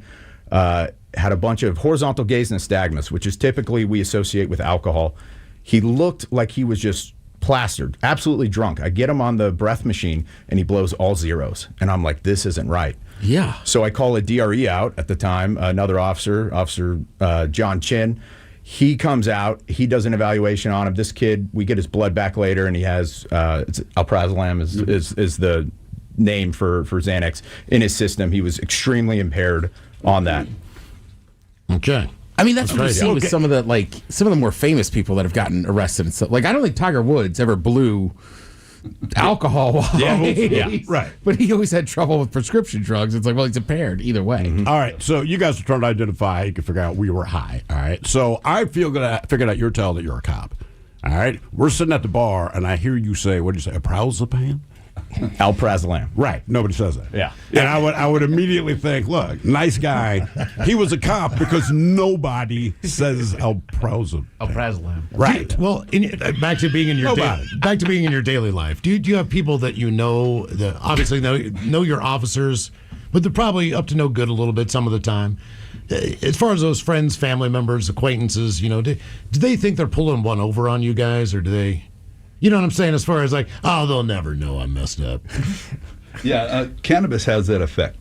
Cannabis, like right now with me. Yeah, you're high, and you're trying your darndest to not show me that you're high. Now, somebody who I'm not even thinking about it, man. Honestly, I'm just like, hey, I'm high, somebody and on it's a understood. CNS stimulant, your cocaine, your meth, they know they're high, but they're trying. They think you can tell, so they're doing their best not to do this. The twitchy fingers, the scratching of the arms, the grinding of the teeth. They have these incredible jaw muscles. Right. The definition in the jaw muscles are incredible. So, I hate to say this. Like, sometimes I feel like you can just look at people. Oh yeah, and you're just like, that guy looks like he's on meth. Certainly, yes. Mine is either acid or mushrooms. The times that I've done that in my life, I feel like I'm going to call my mom. She's gonna know. No, seriously. I tell everybody because I have this expectation that everyone knows that I'm tripping. So why would you call your mother then? If Because she's I the only want one who doesn't know? I want to tell her I love her. Sorry, Mom. You never want to call your mom voluntarily. When they call you, you go, "Oh man, what does she want?" Right. You know what I'm saying? I get scared when mine goes. Exactly. Like, what the hell's going on? If my mom's listening, I do want to call her voluntarily. I'm not kidding. Yes. Exactly. I'm still just looking at this drug chart. Like, I know, it's unbelievable. Huh? All right, these are things to look out for. Well, I mean, you know about pupils and everything, Sure. but it is funny. Like, obviously, I go to festivals. You could tell when somebody's got salsa. It's like, all right, they're on something. But just- muscle tone, all of it, man. Yeah, Just the way it reading through affects that. other like, stuff. holy MDMA, crap. your Yeah. ecstasy, big pupils, mushrooms, big pupils. Ironically enough, we have the shot of the day coming up, but I would like to take at least one or two of these tests right now, if we could, just to see. Trust me, I'm there. I thought you're not fooling anyone. I know. We can tell, I Miles. want to try the physical ones. He looks nervous to me. I'm not even a cop. He does. Miles is twitching. Like, just test me. I got this. All right, what's first? All right. First one, we'll have you stand just with your feet together. Standing with his Heels feet and together. Toes touching, hands flat at your side. Flat at your Guys, side. stay like this until I tell you to begin. Now, before I tell you begin, I'm going to have you tilt your head back like this. Not yet. And I'm going to tell you to close your eyes. I'm going to give you the command of begin. After I say the word begin, once you believe 30 seconds has passed, I want you to open up your eyes, tilt your head forward, and say stop. Okay. Do you understand? Yep. All right, go ahead. Tilt your head back. Like you did with your uncle. Close your eyes. I have to Begin. make some sort of a noise just because after a certain amount of time goes by, an alarm goes off, and somebody's going to get mad, and they're going to give me a phone call saying, "Hey, why do we have dead air over the deal?" Miles just got a little bit dizzy over there, so he's got to keep it together. Is that as far back as your head goes, Miles? Scoliosis. Oh yeah, true enough. My bad. Call the man out, man. Okay, I think of it. Okay. How long was that? I think 28 seconds. How long did I ask you to estimate? 30. So why'd you say stop at 20? This is a common question we get. Yeah. All right. No, I did. I kept it going. Okay. All right. So that was actually 23 seconds. Damn it. So what we do when we're out there, our metric is plus or minus 5 seconds when it comes to this. Somebody who is 24 seconds or faster, or 36 seconds or slower, we're really looking at as this person has an impaired ability to judge time. Also, as I'm looking at him, I can see eyelid tremors, kind of body tremors as well. If you saw that sway and he almost kind of fell over. Because when I close my eyes, I get dizzy. Because you're high. Yeah. Because and so that's the reason why we put you in that position. It's like they designed it this way, Miles. Okay, so my thing is, when the first question you asked Miles was, how long do you think that was? And all I could just say 30. I don't care if you thought it was 4 days. Bro, say 30, because literally, I've interacted with police before. Just say 30. Yeah. That's what he asked you. I had this literally just last week. I said, how long was that? And the lady, she was extremely impaired on a CNS depressant. She was like, 35 years. Or 35 minutes. And I'm like, that was only 7 seconds. I'm like, how long? She's 35 seconds. I'm like, okay, how long did I ask you to estimate? She's like, 30. So why'd you do 35? I don't know. I just did. Because you're high. Yeah. Because she I'm wasn't high, even close either. So it was like, I'm trying all right, to gauge it. You want to do the next finger to nose? Okay. So, all right, for this one, go ahead and stand with your feet, heels, and toes touching again. I want you to make a fist and point your index finger out like this. And then hands down by your side. With your fingers still pointed out. Yeah, so just like this. Look at me right here. Get in just the car, like this. Miles. Yeah. All right, so stay like this till I tell you to begin. I'm going to get you in that same position as before, head tilted back, eyes closed. Not yet. And then I'm going to give you a command of either left or right. If I say left, you're going to bring your left hand up in front of your face, touch the tip of your finger to the tip of your nose, and then bring that hand back down. You got a big with nose. The command of right. Tip right here of your finger this is your tip. That's your pad. Tip of your finger to tip of your nose. So tilt your head back, close your eyes. Left. Smashed it. Right. I have a huge nose. Smashed it. Left. I still can't hear it. Right. Feel the body tremors. Right. Yeah, that's called out the body tremors. Left. Well, I can see his eyes tremoring too. Okay, go ahead and relax. I can see it. Like he's like blinking. I got a big nose, but still hard to lean back there. But I see what they're talking about. Like you're blinking with your eyes closed. Yes, yeah. Those are those eyelid tremors. That's the tremors, yeah. So that's exactly that. Never So as you noticed can that see before. during that one, first one just kind of jammed and missed his nose. Again, like we're asking them the tip of the finger to the tip of the nose. And then on the fifth command, which is right after a right command, his left hand went like this before his right hand came back up. So again, it's just judging all that, keeping it kind of slow and simple. Again, difficult to do. All right. That makes sense. You did great, Miles. Thanks, man. All right, John, Jake, we Difficult to appreciate do it. impaired. That's right. The Green DUI patrols start tomorrow all the way through the new year. Correct. Somebody just said he's already not listening. They're commenting on Exactly. It's the whole point of this is don't drive impaired. Correct. Exactly. I just want to get that out there one more Don't- time. Don't try to beat the test. Don't Make risk a it. plan. Yeah, we appreciate it, guys. Thank you so much. Yep. All right, here's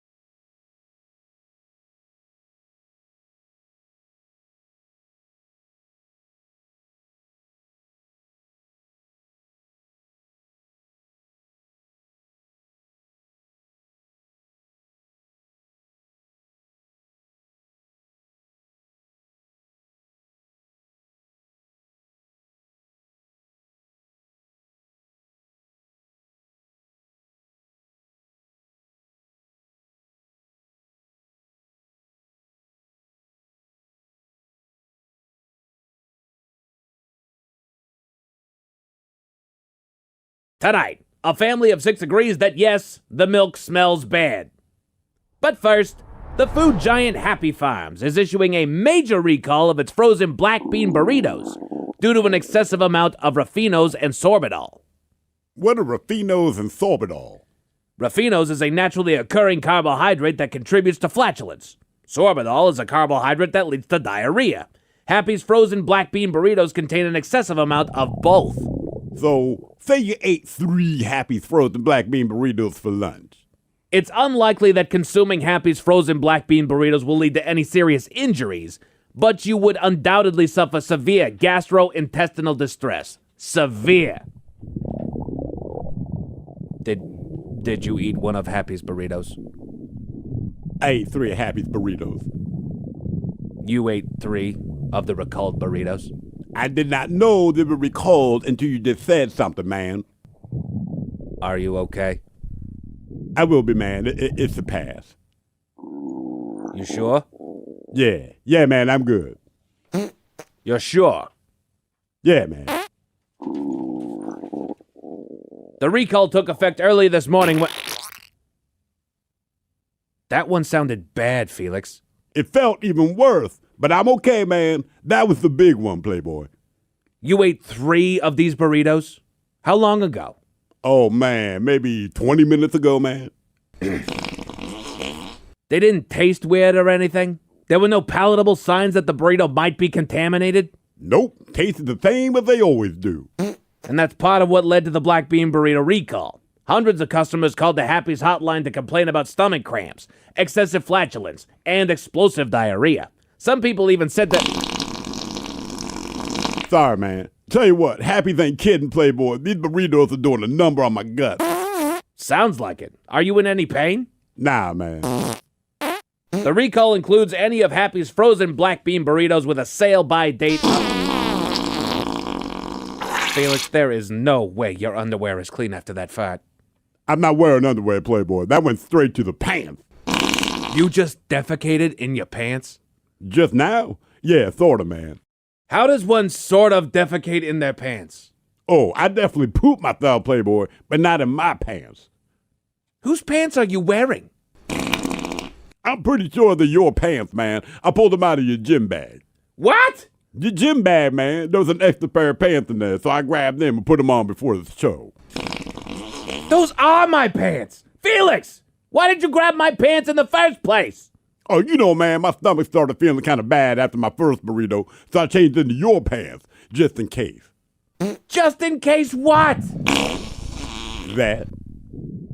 This is unbelievable. Felix! Sorry, Playboy. It's those burritos, man. Which, if you're just joining us, is our top story. Happy Farms is recalling the frozen black bean burritos, warning of potentially severe gastrointestinal distress. Like that. We'll be back in an hour.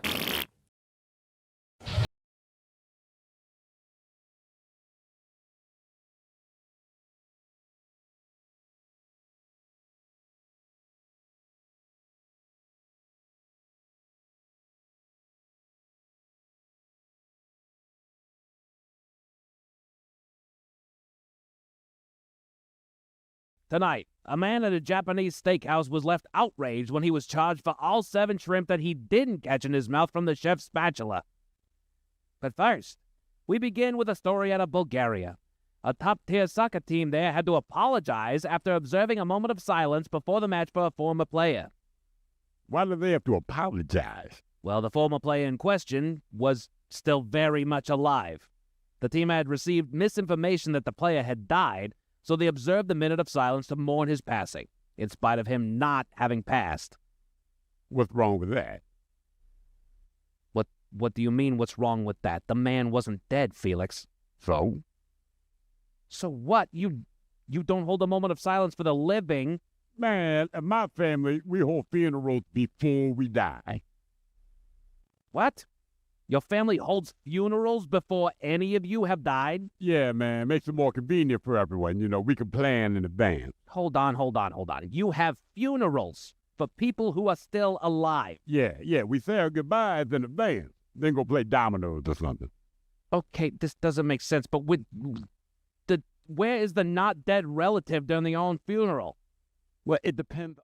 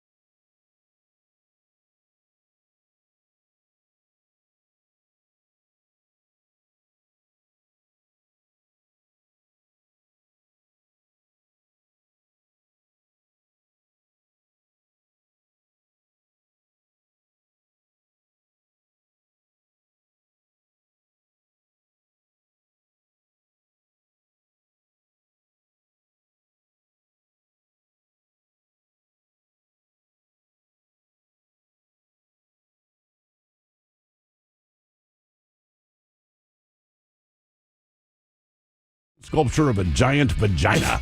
Oh, wow. And the picture's fantastic. He's like being birthed. It's a good look. So we pour this booze and we drink this booze because we think it's yummy. Yummy! So over the tongue and down the throat to party in our tummies. Down the hola bichola. The Men's Room presents Profile This. And Stephen Throwhill, could you please tell everyone how Profile This is played? Sure can, Miles. It's a simple game where we share with you a real-life news story. Something that happened right here on planet Earth. Earth. And as you listen to the story, based on the stereotypes you believe to be true of people and the decisions that people make, I'll ask you what it is you think makes the story a story. Now, today, you gentlemen are playing amongst yourselves, and we are short on time because Miles got really high in front of the police. Oh, come on. Just saying, they can tell. So today, you are competing against one another, and today also, you guys only have a choice of one of two categories because I believe... Just tell me one of them's drugs. None of them are drugs. You do have Animalize This, where you guess the animal responsible for causing the problem, and License to Spill. Let's go Animalize. And go Animalize.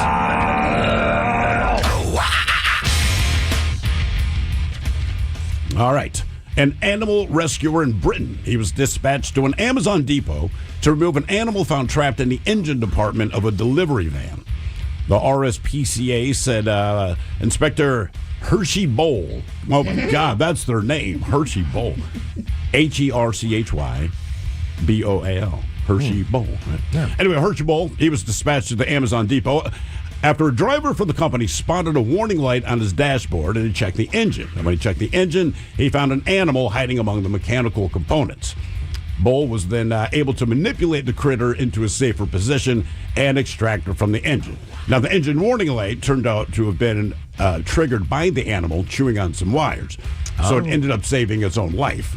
Now, the animal's taken to a local veterinarian to be treated for a wound on her tail and a minor burn on her leg.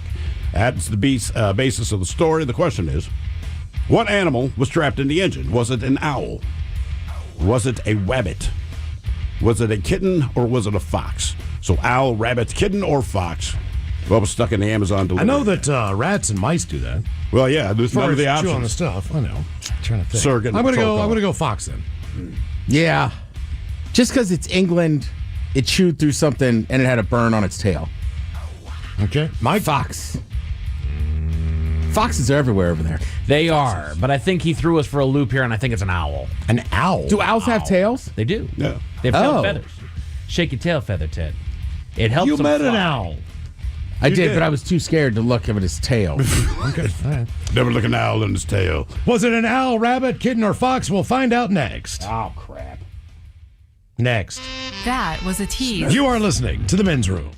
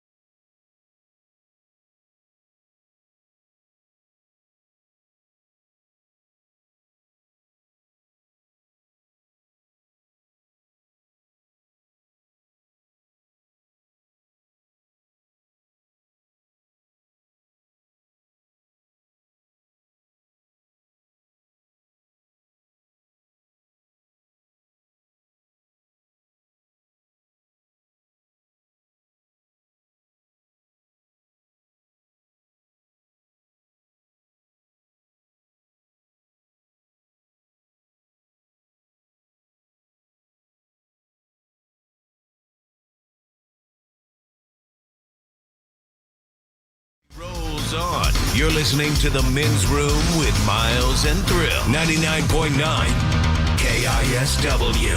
Category Cannibalize this on Profile This. We go to UK where a rescuer had to remove an animal from the inside of an engine that had been there gnawing on the wires. Yes, yes. Whatever else, the hoses and stuff. Question is, what did Just this the guy hose. have to remove from the engine of this service vehicle? Was it an owl, a rabbit, a kitten, or a fox? So you and D. Ted Smith agreed on the fox. Ted, that means you agreed with the high man. Yeah. And you are correct. Nice. I am locked in right now. I'm absolutely locked in right now. You are the fox, man. Yeah, exactly.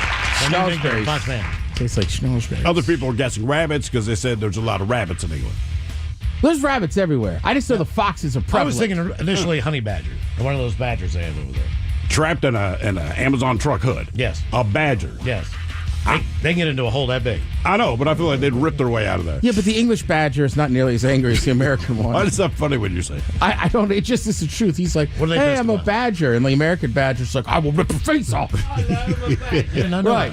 Oh, dude, seriously, Google it. This is just like Google This is images. just like Animal Planet. It is. It's just like it.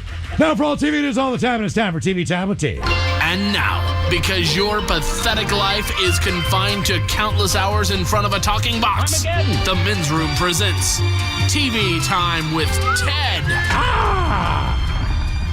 All right, your choices today.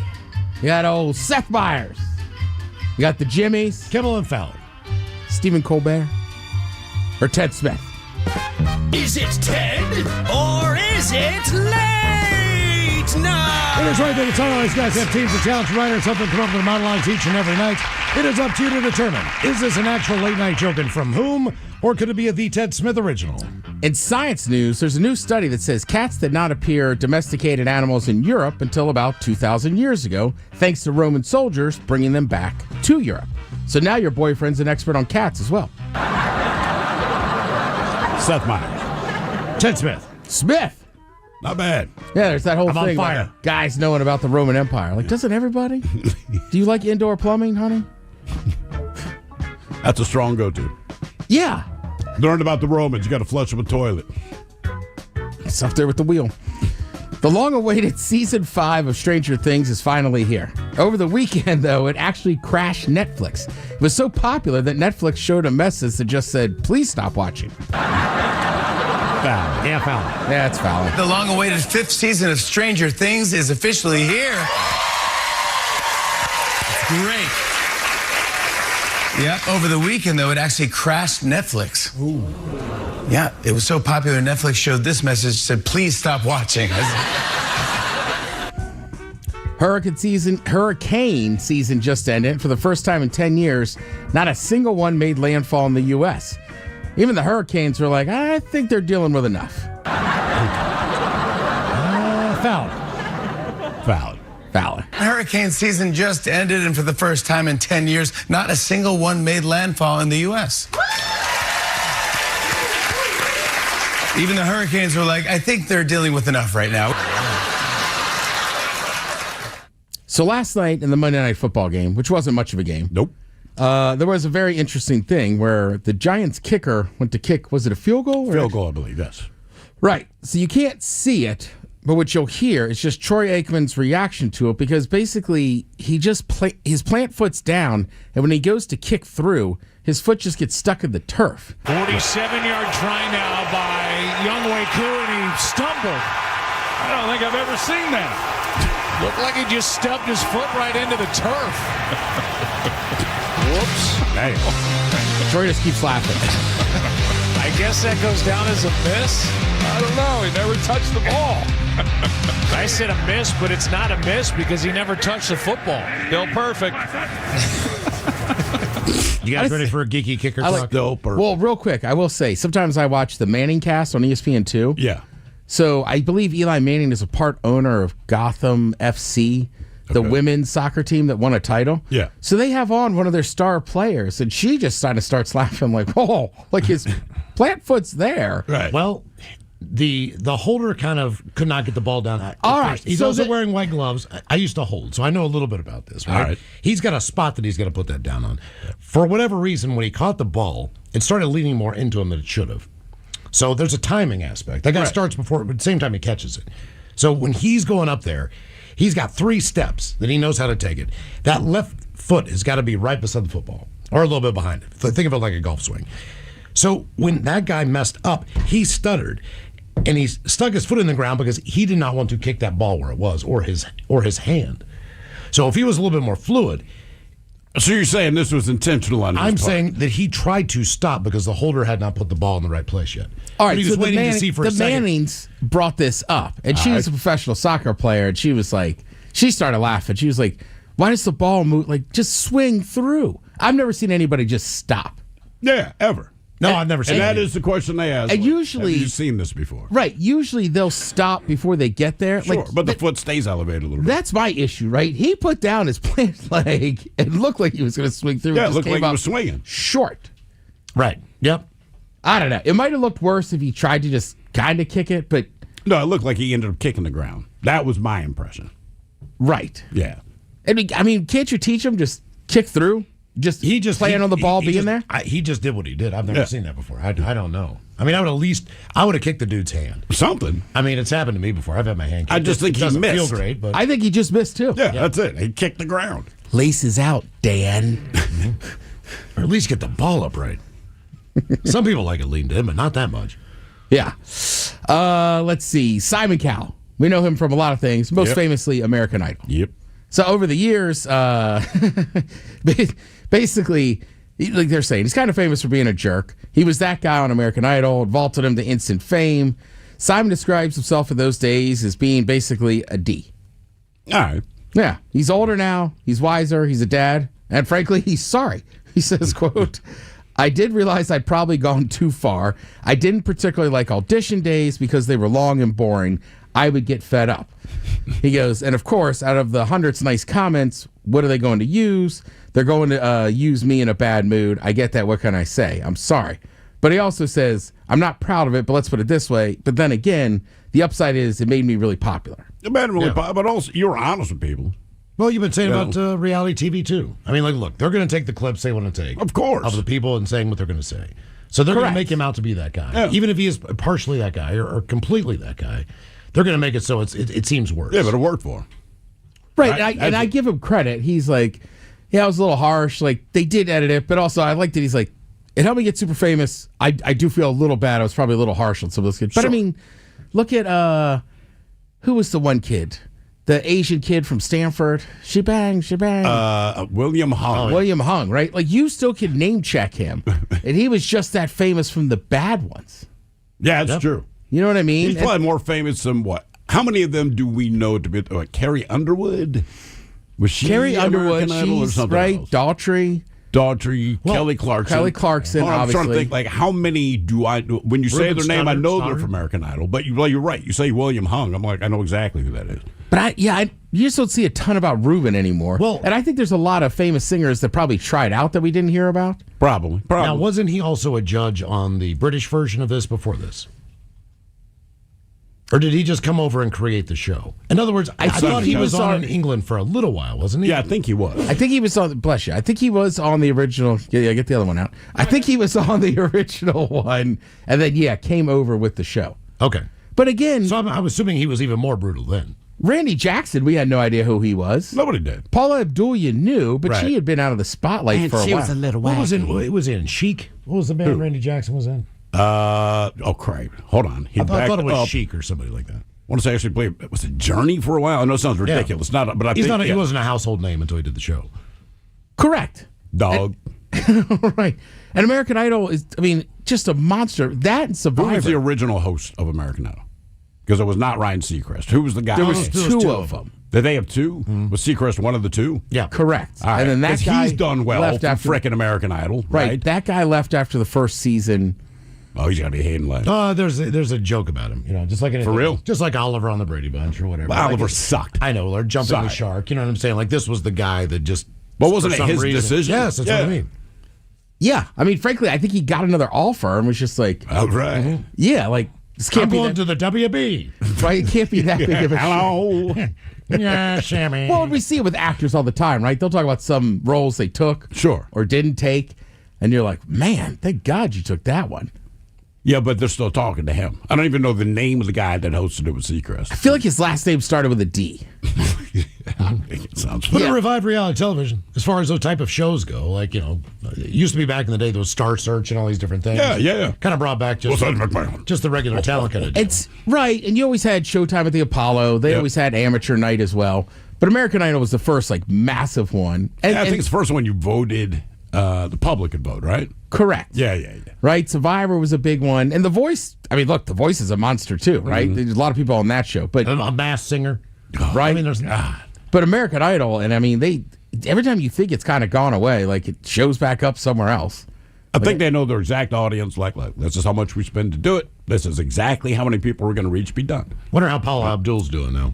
Crazy. Exactly. Probably closet eating spider. I mean, I still think too. One thing that helps with those shows is when you vote, it's just popular. Yeah, you know what I mean? Because you had the early 2000s, right? When you had the Al Gore stuff.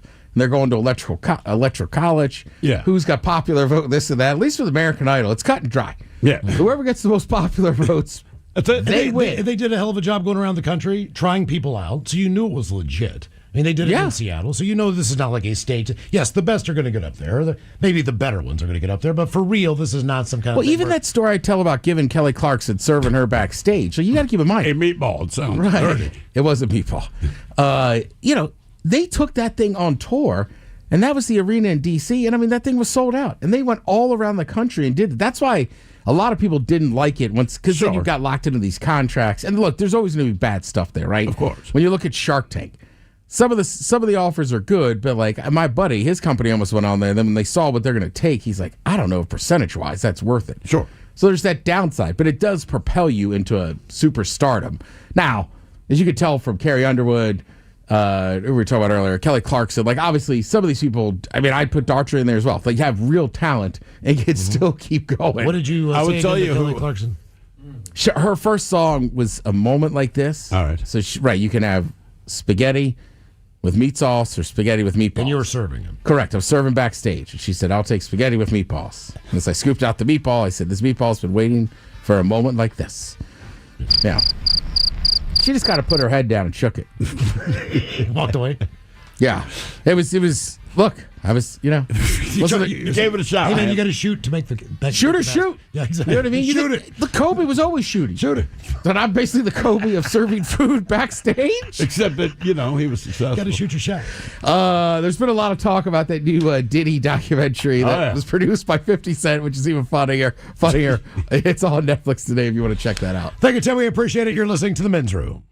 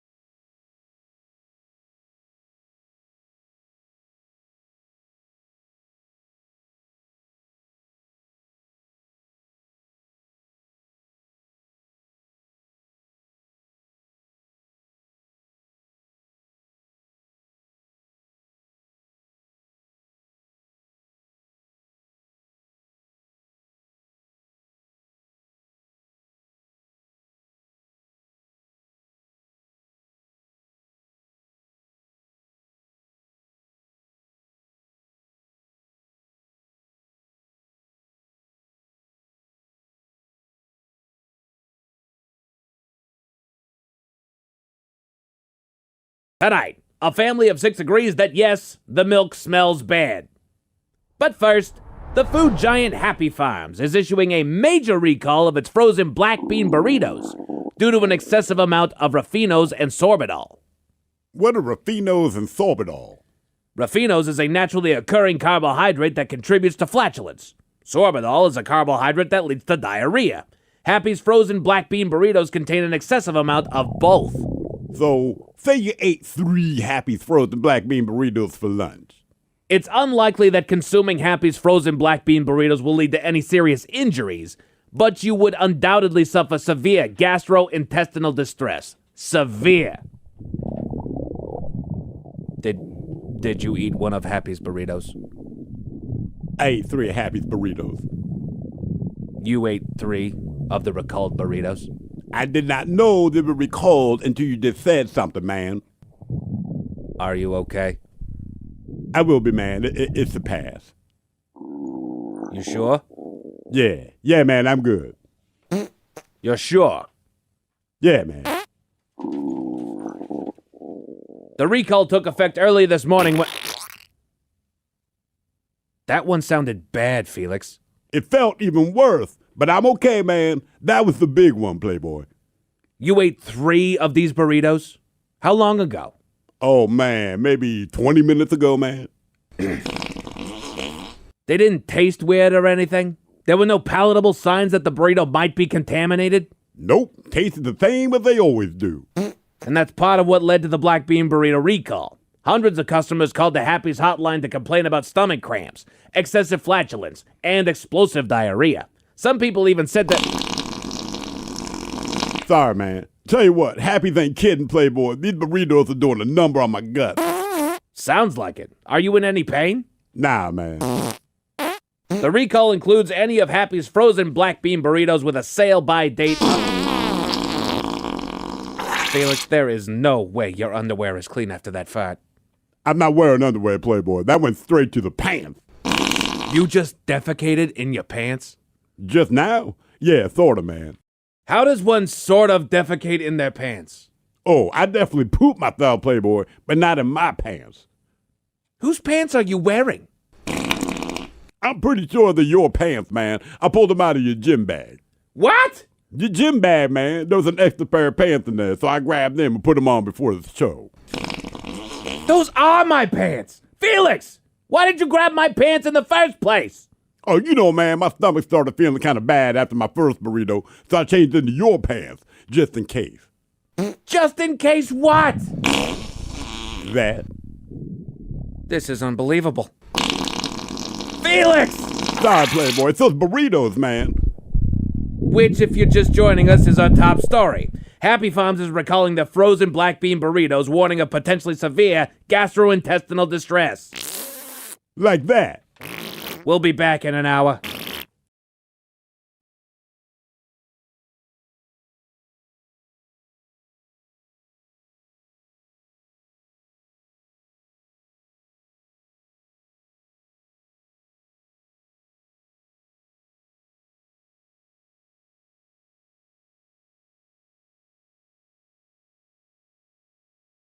Tonight, a man at a Japanese steakhouse was left outraged when he was charged for all 7 shrimp that he didn't catch in his mouth from the chef's spatula.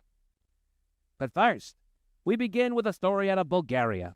A top-tier soccer team there had to apologize after observing a moment of silence before the match for a former player. Why do they have to apologize? Well, the former player in question was still very much alive. The team had received misinformation that the player had died, so they observed the minute of silence to mourn his passing, in spite of him not having passed. What's wrong with that? What do you mean, what's wrong with that? The man wasn't dead, Felix. So? So what? You don't hold a moment of silence for the living? Man, in my family, we hold funerals before we die. What?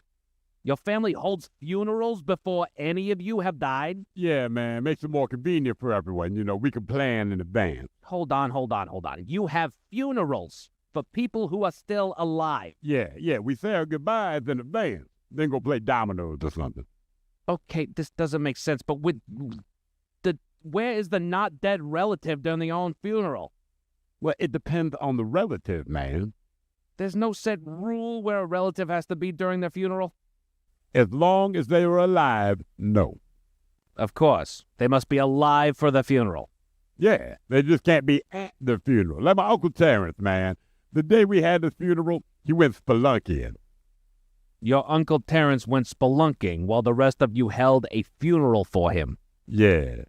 Real nice service, too, man. A lot of tears, bro. A lot of tears.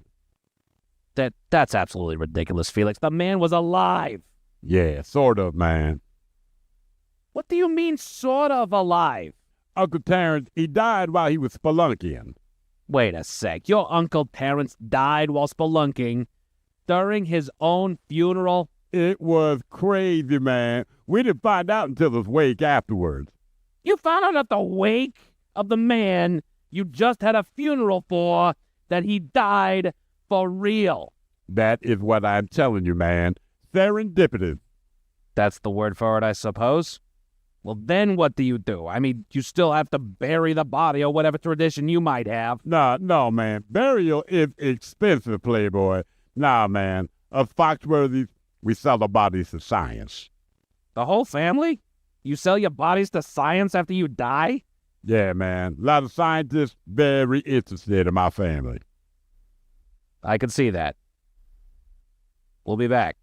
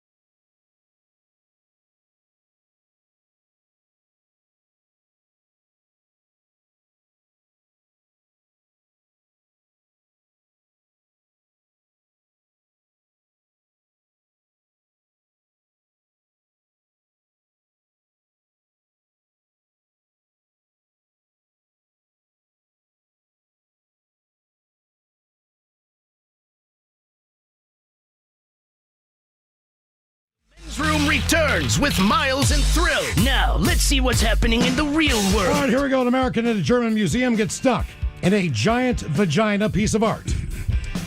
Meanwhile, an OnlyFans model goes to jail as peeing on supermarket food, not very smart. A woman is charged with walking on an escalator the wrong way. A man breaks into steal a bag of beef jerky at the local Circle K. And an 81-year-old woman in San Francisco wins the lesbian pie eating contest. It's time for your headlines. Now, it's time to hit the headlines. Here's my cop. All right, our top story is brought to you by the fine folks at Lacrosse Footwear. Odd story out of London here, boys. A woman is due in court to answer for her crimes on the local railway. She was found in violation of a local bylaw, the punishment for which is a fine of up to $1,300, and appeared before the magistrate to enter her not guilty plea. The crime that she was charged with was walking the wrong way on an escalator. Was she going up or down? They don't know. These are the questions I have. Maybe she's moonwalking. Like, officer, I was going up, but I'm moonwalking. Is this like her viral down. moment, or is she just not Probably there? just having fun. We watched a woman drive down a set of steps. I'm convinced people are capable of anything, you know? But I think she was having fun. Haven't you done it? Sure. You know? Especially on those moving sidewalks at the airport, if there's nobody walking by, I'm like, dude, I am moonwalking, absolutely. Like the Geico caveman? Turns around, looks at his picture. Exactly. Just mad. It's not clear which direction that she was going, but she also appeared in court on crutches, which raises other questions. Okay. All right. So it's already a feat to do one. You know, going down the up escalator is the easier of the two. But even then, with crutches, that's a difficult thing to do. You're saying it's easier to go down the up? Yes. Down's easier than up, buddy. You tried to run up down escalators? It does suck. Yeah. But it's... I did the one over here on 3rd coming out of the doggone light rail. That thing's long. That sucked. You did that? I was drunk and stupid. Of course you did it drunk. Wow. That's a big one. It is. But if they break, why shut them down? It's still steps. I know. Yeah, no. Shut it down when you fix it. In other news, a woman in New Hampshire is behind bars for the contents of her OnlyFans page. She's known to get a little wild. I don't think I want to know this. You don't. She's known to get a little wild with her content, and several videos were uploaded to the page for the viewing pleasure, if that's what you want to call it, of her paid subscribers, which features her vandalizing several items in 2 different locations.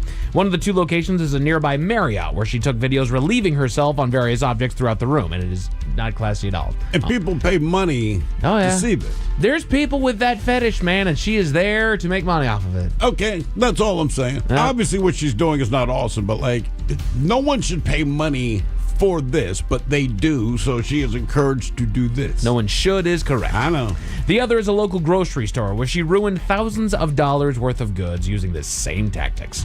She's just peeing on stuff. Yeah, she is. She pleaded guilty to her charges and will serve time and pay restitution to her unwitting studio locations. My question is not her, but more so the people who are paying for this content. That's my point. You know, my thought she's making money doing this. I don't.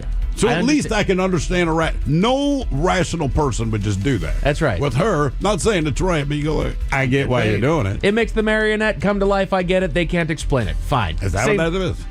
Absolutely, that's what that is.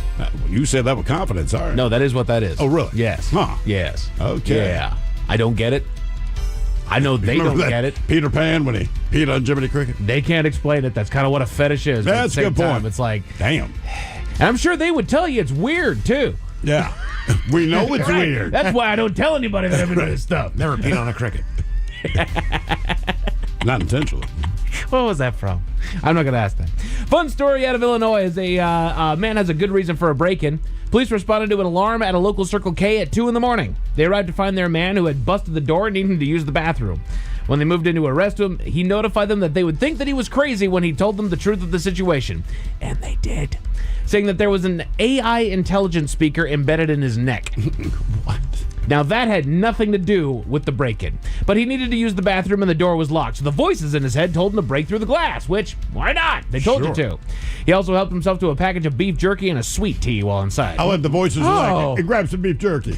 And a sweet tea. I don't think that would have been my call. Beef jerky and sweet tea? No. Was this in the South?